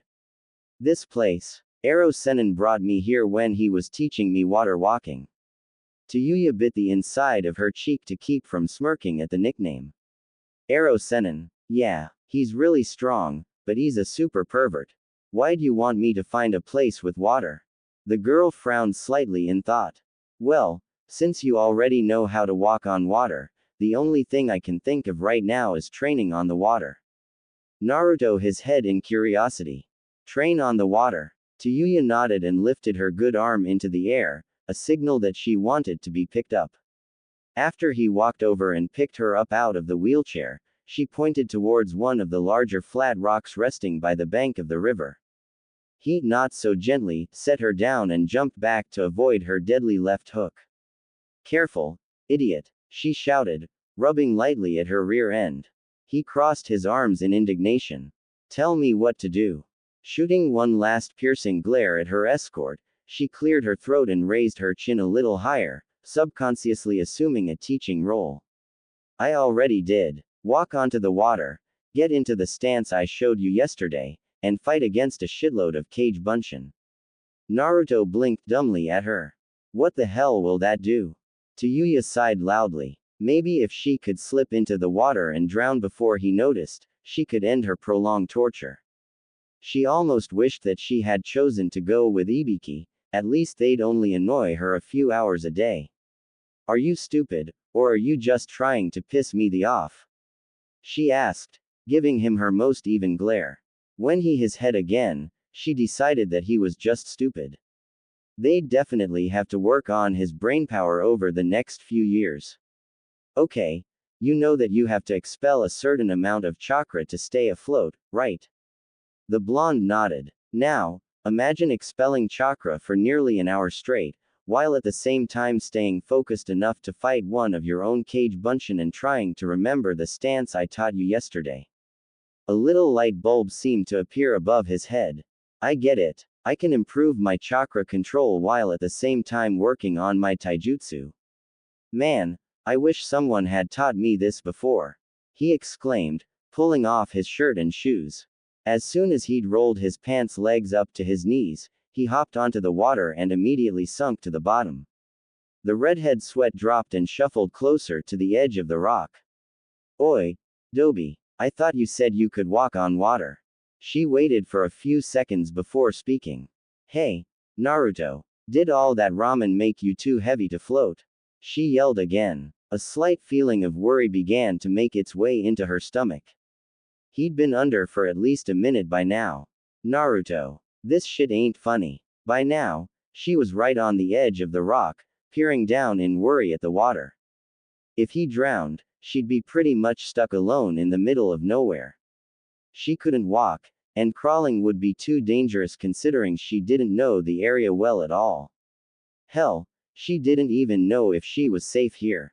If the forest of death had giant snakes, tigers, and poisonous insects, who's to say that they weren't inhabiting these woods too? Just as she was about to panic, a sudden blast of water hit her square in the face, followed by a laughing hyperactive blonde. Ha ha ha, you should see your face. Naruto shouted, rolling around on the grass next to the rock. Oh man, I can't believe you fell for that. While he was laughing, he didn't notice Tayuya's clenching fist, or the fact that she'd shuffled her way within a foot of him.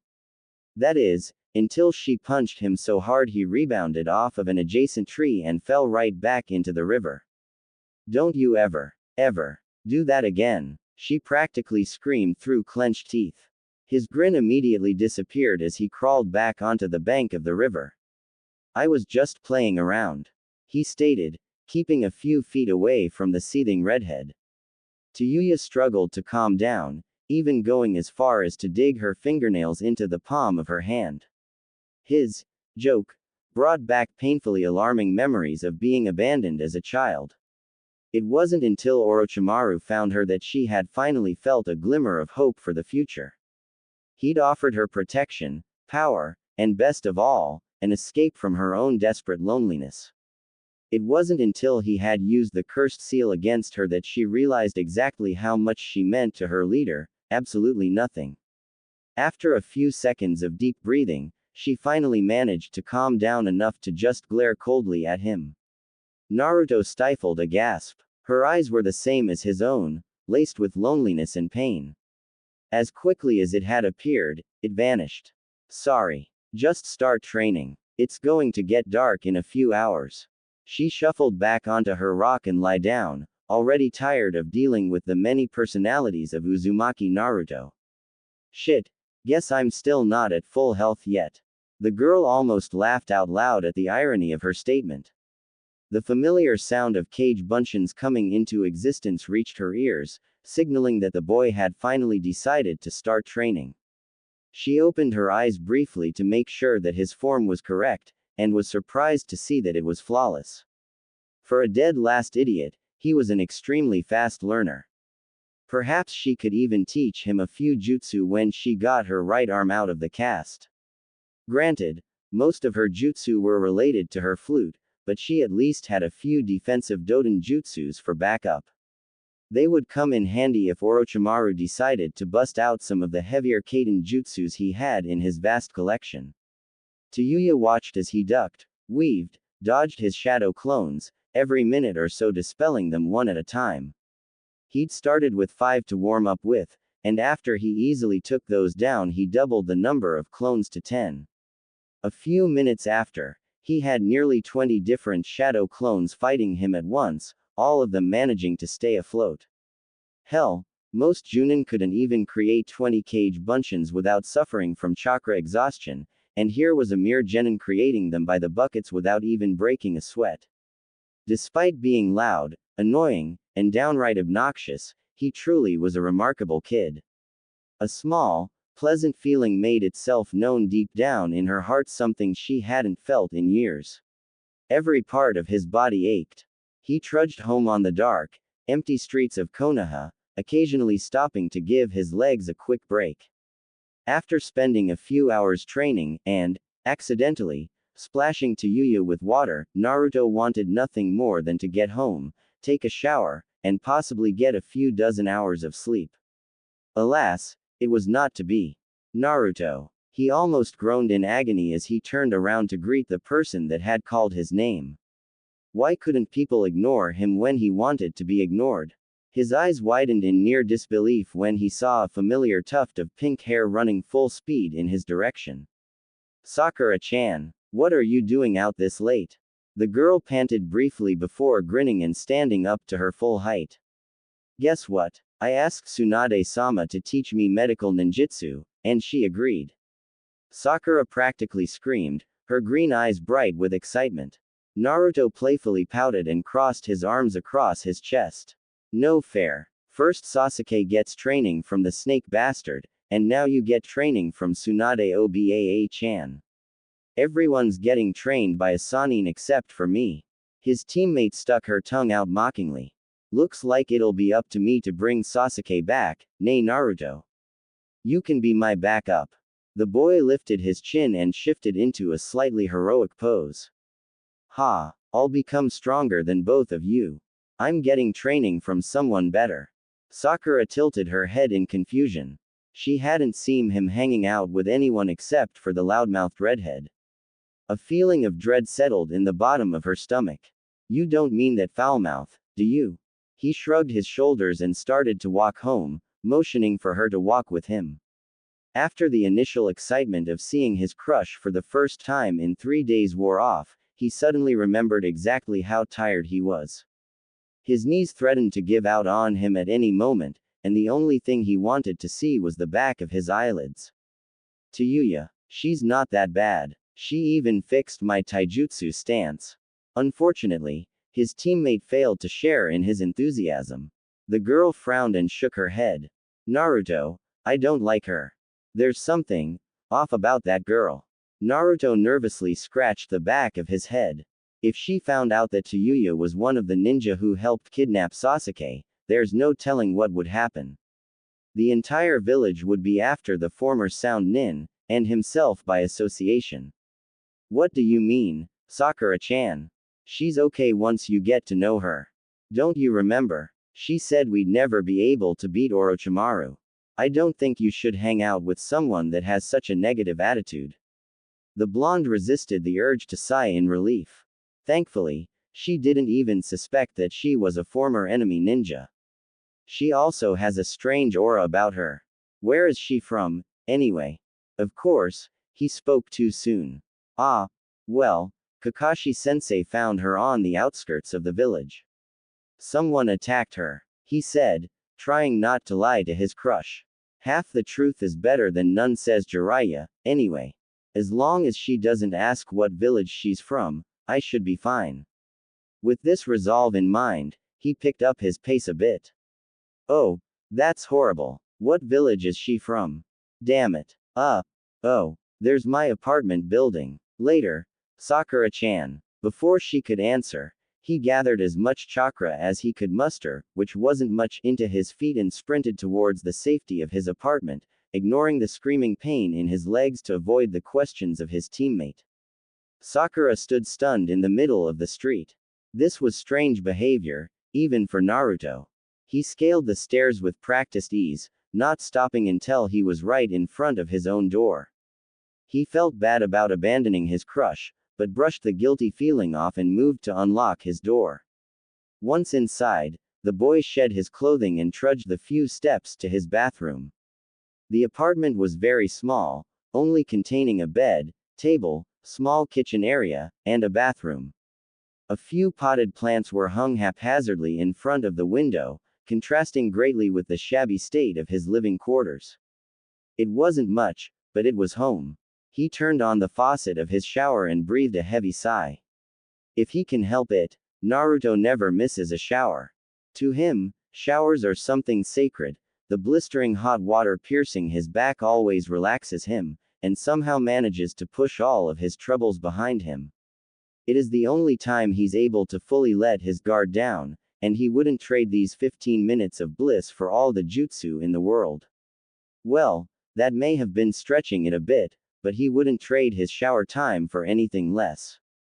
He turned around and leaned his back against the wall, reveling in the comfortable atmosphere of the shower stall. His mind unwillingly began to drift to the day's events, briefly recalling every move or action he'd made during his training. It didn't take long for him to remember the grief-stricken face of Tayuya when he'd pretended to drown, nor the bone-chilling glare she'd given him when he emerged. He made a mental note to never play a prank on her again. At least, ones that involved faking death. Still, he wondered why she would even care if he drowned or not. In their time together, she barely seemed to tolerate him, let alone care for his well-being. Chalking it up as another girl thing, he reached for his shampoo bottle and squirted a generous amount onto his messy mop of hair. He used his nails to fiercely scrub his scalp, although he doubted his hair was very dirty. Especially since he spent the better part of the evening submerged in a river. I have to do something to make it up to her, he thought, quickly hopping out of the shower and slipping into his night clothes. It was a warm night, so he decided to allow his body to air dry. He dove under his sheets and attempted to quickly fall asleep. If he lay awake too long, he'd begin thinking of Sasuke. His brain would continue to replay their time together in his mind, searching for the point where he had gone wrong with his surrogate brother.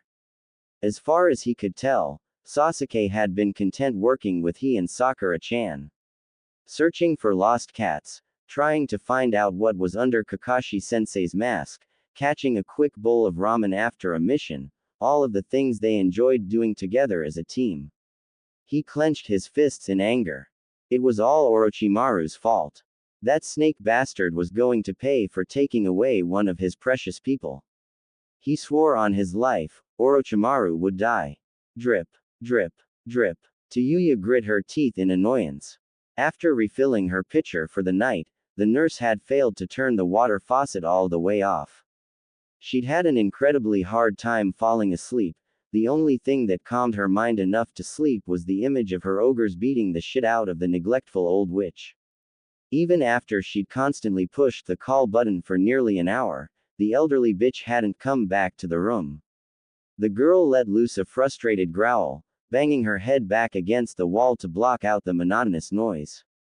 Please don't do that. You just recovered from your head wound a few days ago. Tuya snapped her head around to look into the amused eyes of the slug Sanin's apprentice. Between the constant banging of her head and the dripping faucet, the genin hadn't noticed that someone entered the room. Off! She screamed, her features dripping with desperation. Shizune tilted her head in confusion. Off! The woman asked, lowering Tuyuya's medical chart to glance at the girl. The faucet. It's driving me batshit. With an understanding nod, the medical ninja quickly walked over to the sink and twisted the handle until the dripping stopped. The girl closed her eyes and sighed with relief. How long has this been on? She asked, frowning slightly. It wasn't like the nurses to be so neglectful of their patients. All night. Shizune's brows furrowed in disappointment. Do you know who the nurse was? Tuya lifted a curious eyebrow. She was certain the woman knew that she was one of the 4 sound ninja who had an indirect hand in killing the 3rd Hokage. Some old bitch with bottle cap glasses. Why? The young woman lifted the medical chart and began scribbling away at a few things. Based on her description, it was the same nurse who'd lost her grandson in the joint attack by the Sand and Sound. Perhaps it wasn't so smart of the Hokage to let the veteran nurses know who the girl was. Tsunade-sama doesn't tolerate ill treatment of patients. No matter where they're from. She said, purposely looking up at the genin. Chances are, she'll be fired for prejudicial neglect.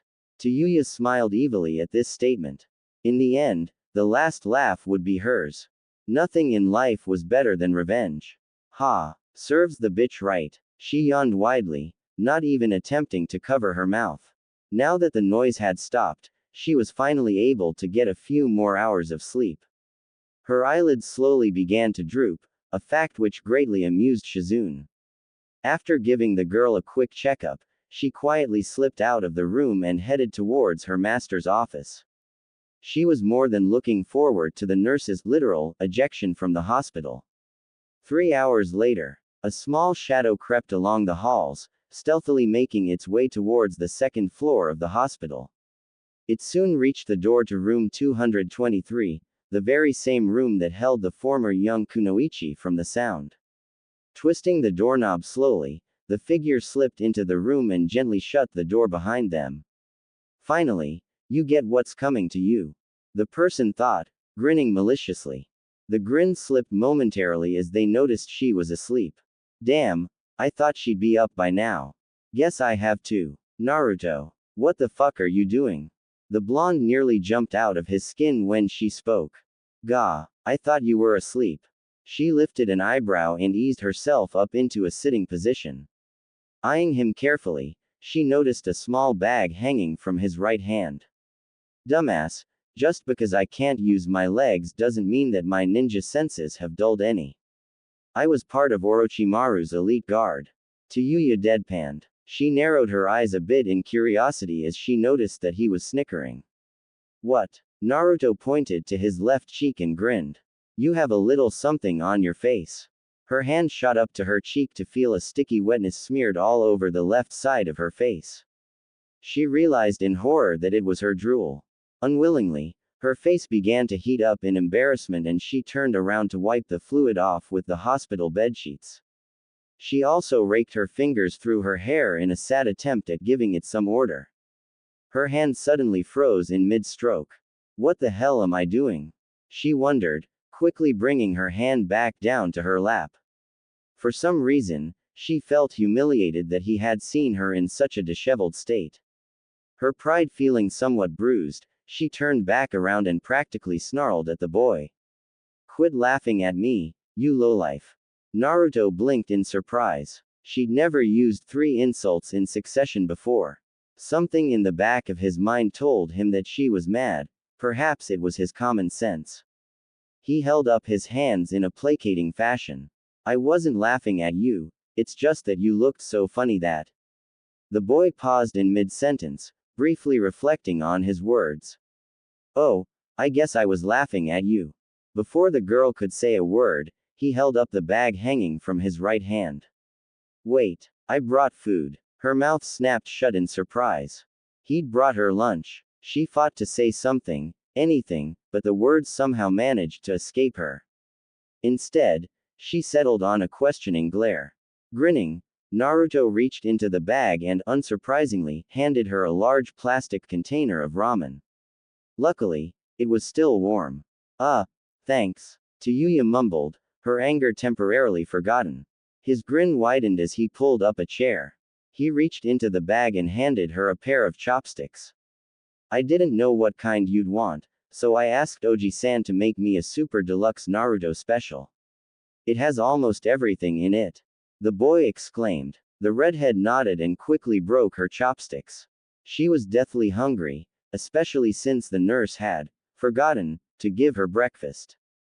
Without wasting any time, she uttered a blessing and dug in. Naruto watched amazed as she voraciously inhaled the noodles, barely stopping to breathe.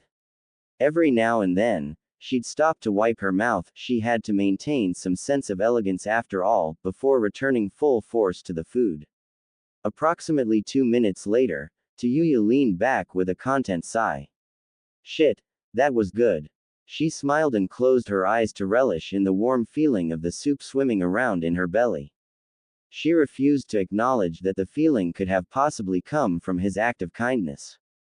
Nay, Tayuya. The redhead lifted an eyelid to look at him. What? I was wondering about yesterday. He muttered, looking anywhere but at her face. She opened both of her eyes and turned her head to look at him. What about it? Nothing. Just wondering if you were still mad. A grunt resounded from the back of her throat. It was hard to believe that he was still worried over something that happened a day ago. Why do you care? She asked, her curiosity getting the better of her.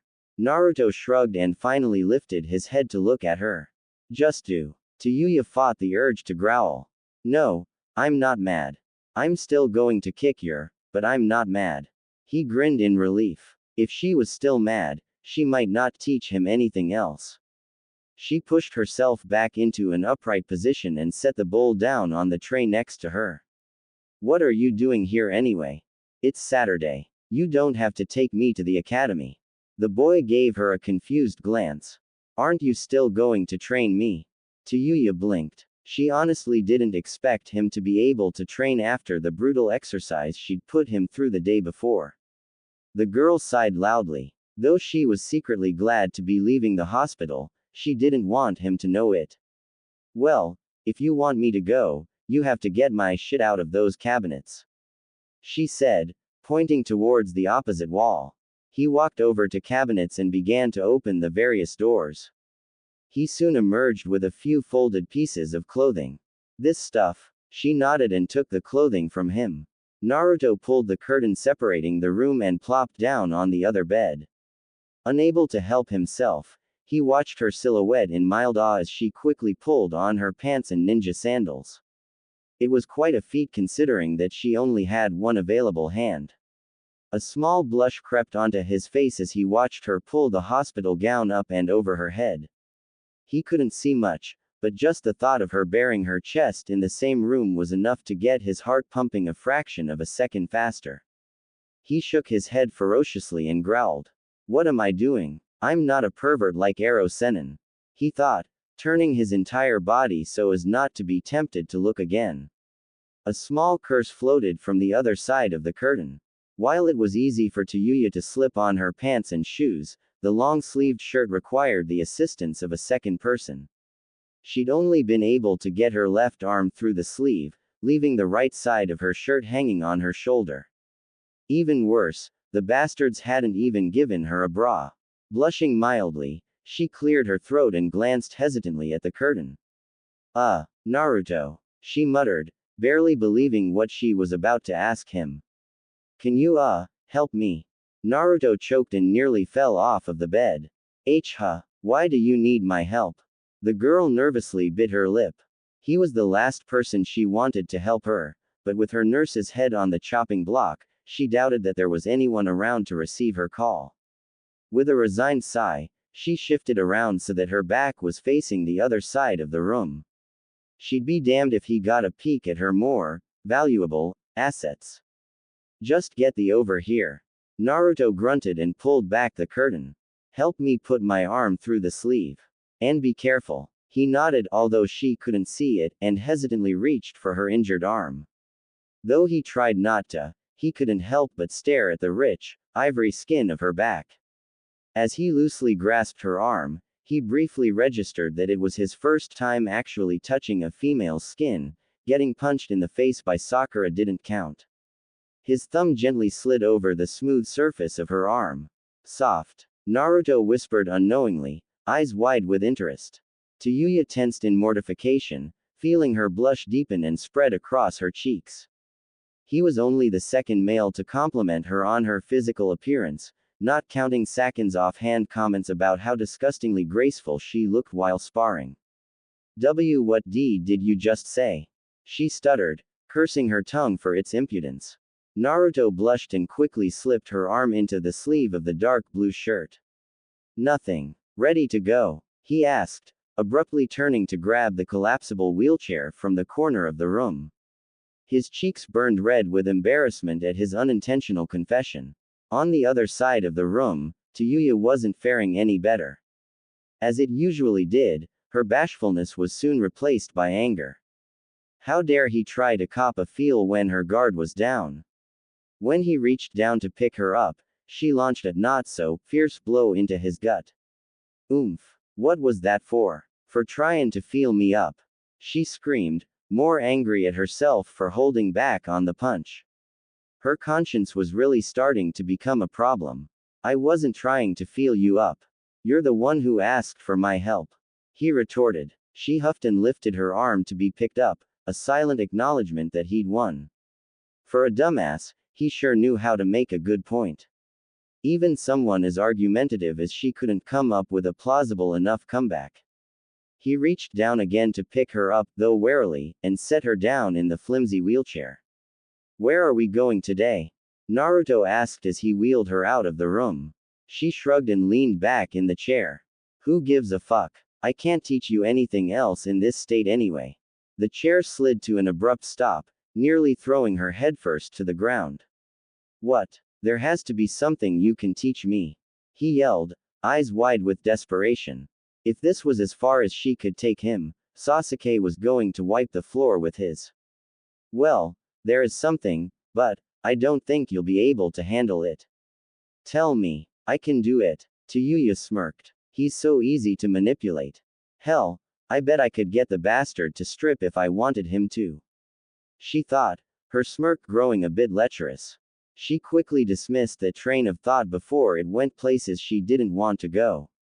It's not like he had anything to show off anyway. Alright, I'll tell you. But only on 2 conditions. 1. You can't complain even once about the training. He snorted with amusement, as if he would complain about training. And 2. You're not allowed to quit.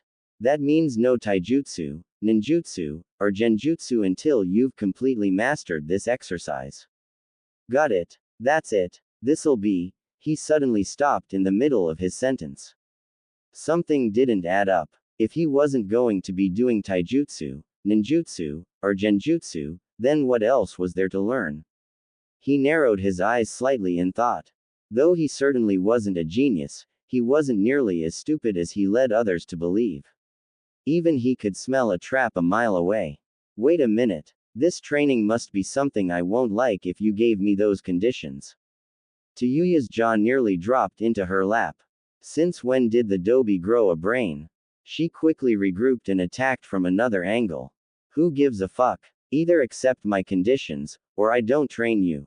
Naruto grimaced. While he had identified the trap, there was no clear way out of it. With a resigned sigh, he began pushing her towards the hospital elevator. Fine, you win. She smiled in triumph. At least that evened the score. Nay, Tayuya, what are you going to teach me? Naruto and Tayuya were currently resting on one of the large, flat rocks sitting near the river. They hadn't moved since they had arrived, which was around 15 minutes ago. Have you ever heard of leaf concentration? She asked, resting her head on the rock. Her escort's jacket was propped up behind her head as a makeshift pillow. She still hadn't given him his jacket back, and decided that she would keep it until he asked for it. It's not like he didn't have others at home. Naruto gave her a confused look. Leaf concentration? How does that work? She grinned and reached onto the grass for a leaf. After finding one, she motioned for him to come closer. I'm surprised you've never done it. Orochimaru told us that it was taught in the academy.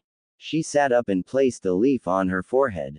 The object of this exercise is to keep the leaf from falling off of your forehead. In order to do this, you must concentrate all of your chakra onto the leaf. The boy frowned deeply. Wait, you're teaching me that? Iruka-sensei tried to teach me that when I was in the academy. It's boring. Did you ever learn how to do it? No. He mumbled, hanging his head in shame. Tayuya laughed. That explains why your chakra control is so shitty. You'll never beat Orochimaru if you can't use your chakra effectively. He snorted and crossed his arms. How does this help my chakra control? She knocked him over the head with her cast. I was getting to that part, dumbass. She cleared her throat and assumed the teacher role once again. This exercise actually trains concentration. By concentrating all of your energy on the leaf, your mind is able to focus much more efficiently, thus improving your chakra control. Do you get it? He nodded and plucked the leaf off of her forehead. It's kind of like when I was learning the Rasengan from Arrow Sanin. When I drew a leaf onto my hand, I was able to pop the ball much easier than I did before. She blinked in confusion. Sure, whatever. Just get to work.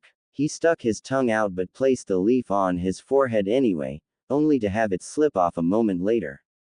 He placed the leaf on his forehead again, achieving the same results. After 25 or so failures, Tayuya sighed and slammed her head into her hand. It's obvious that we're not getting anywhere. Look, try this. Cross your legs and close your eyes. Remember, this is an exercise in concentration. Block out everything except the leaf. This is too hard. He whined, sticking his lip out in a pout. She bopped him over the head again. Remember the conditions. If you don't do this, I won't teach you anything else. Sasuke will fuck you up and make you his bitch without my help. Naruto grit his teeth in anger. Though he hated to admit it, she was right. There was no way he could get strong enough on his own, and she knew a lot about Orochimaru's training methods, the same methods he would be using to teach Sasuke. He sighed and did as she said, much to her amusement. 2 for me, 1 for you. Amazingly enough, he was able to hold the leaf on his forehead for 3 seconds before it finally floated down into his lap. I did it, he screamed in triumph. She frowned and knocked him over the head again. Idiot, you have to hold the leaf on your forehead for at least an hour before we can move on. Nani? That long? But that'll take forever. She shrugged and motioned towards her legs.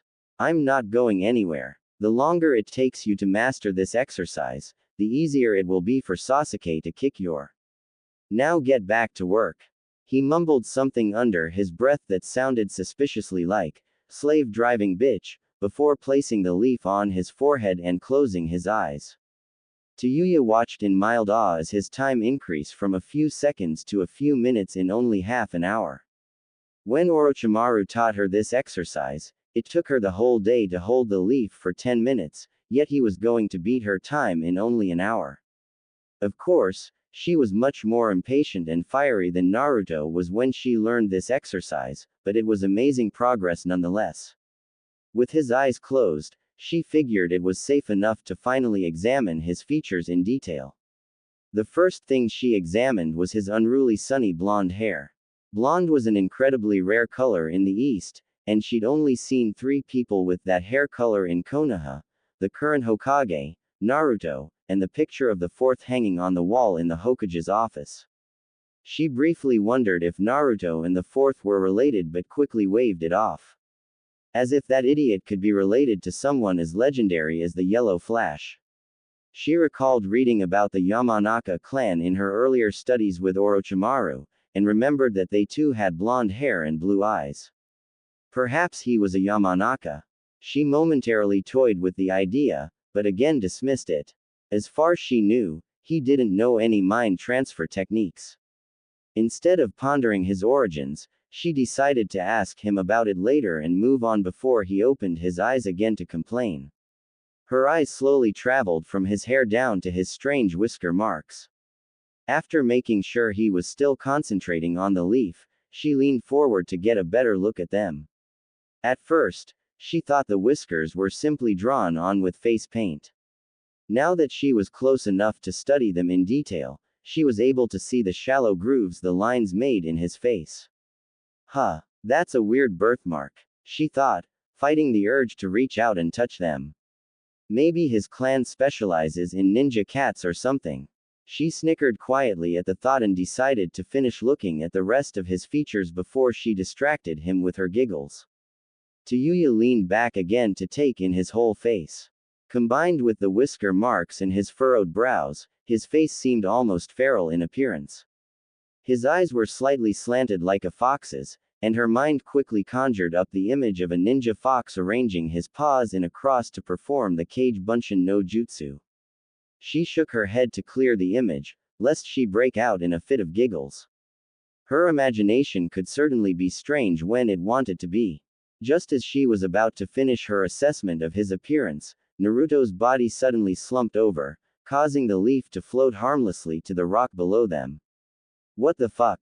There had been no visible indication that he was about to fall asleep, or she surely would have smacked him awake before he did. Naruto. Hey, shithead, wake up. She yelled, smacking him a few times on the head. When he didn't move, a small inkling of concern wormed its way into the bottom of her heart. This had better not be another joke, Naruto. Wake up. Hey. She stretched her arm out and splashed a little water into his face, hoping to at least get a small reaction from the blonde. This isn't fucking funny anymore. Wake. Maybe you should let him sleep for a while. He looks pretty tired, don't you think? Tayuya snapped her around to the tree behind them. Who's there? Show yourself, she yelled, reaching for Naruto's weapon pouch. She grabbed a kunai and held it in front of herself and Naruto defensively. Her eyes widened when a ninja sauntered out of the trees, a wide grin nearly splitting their face in half. You. The ninja chuckled softly and brought a kunai of their own out, spinning it nonchalantly by the ring. My, what will you do now, Tayuya?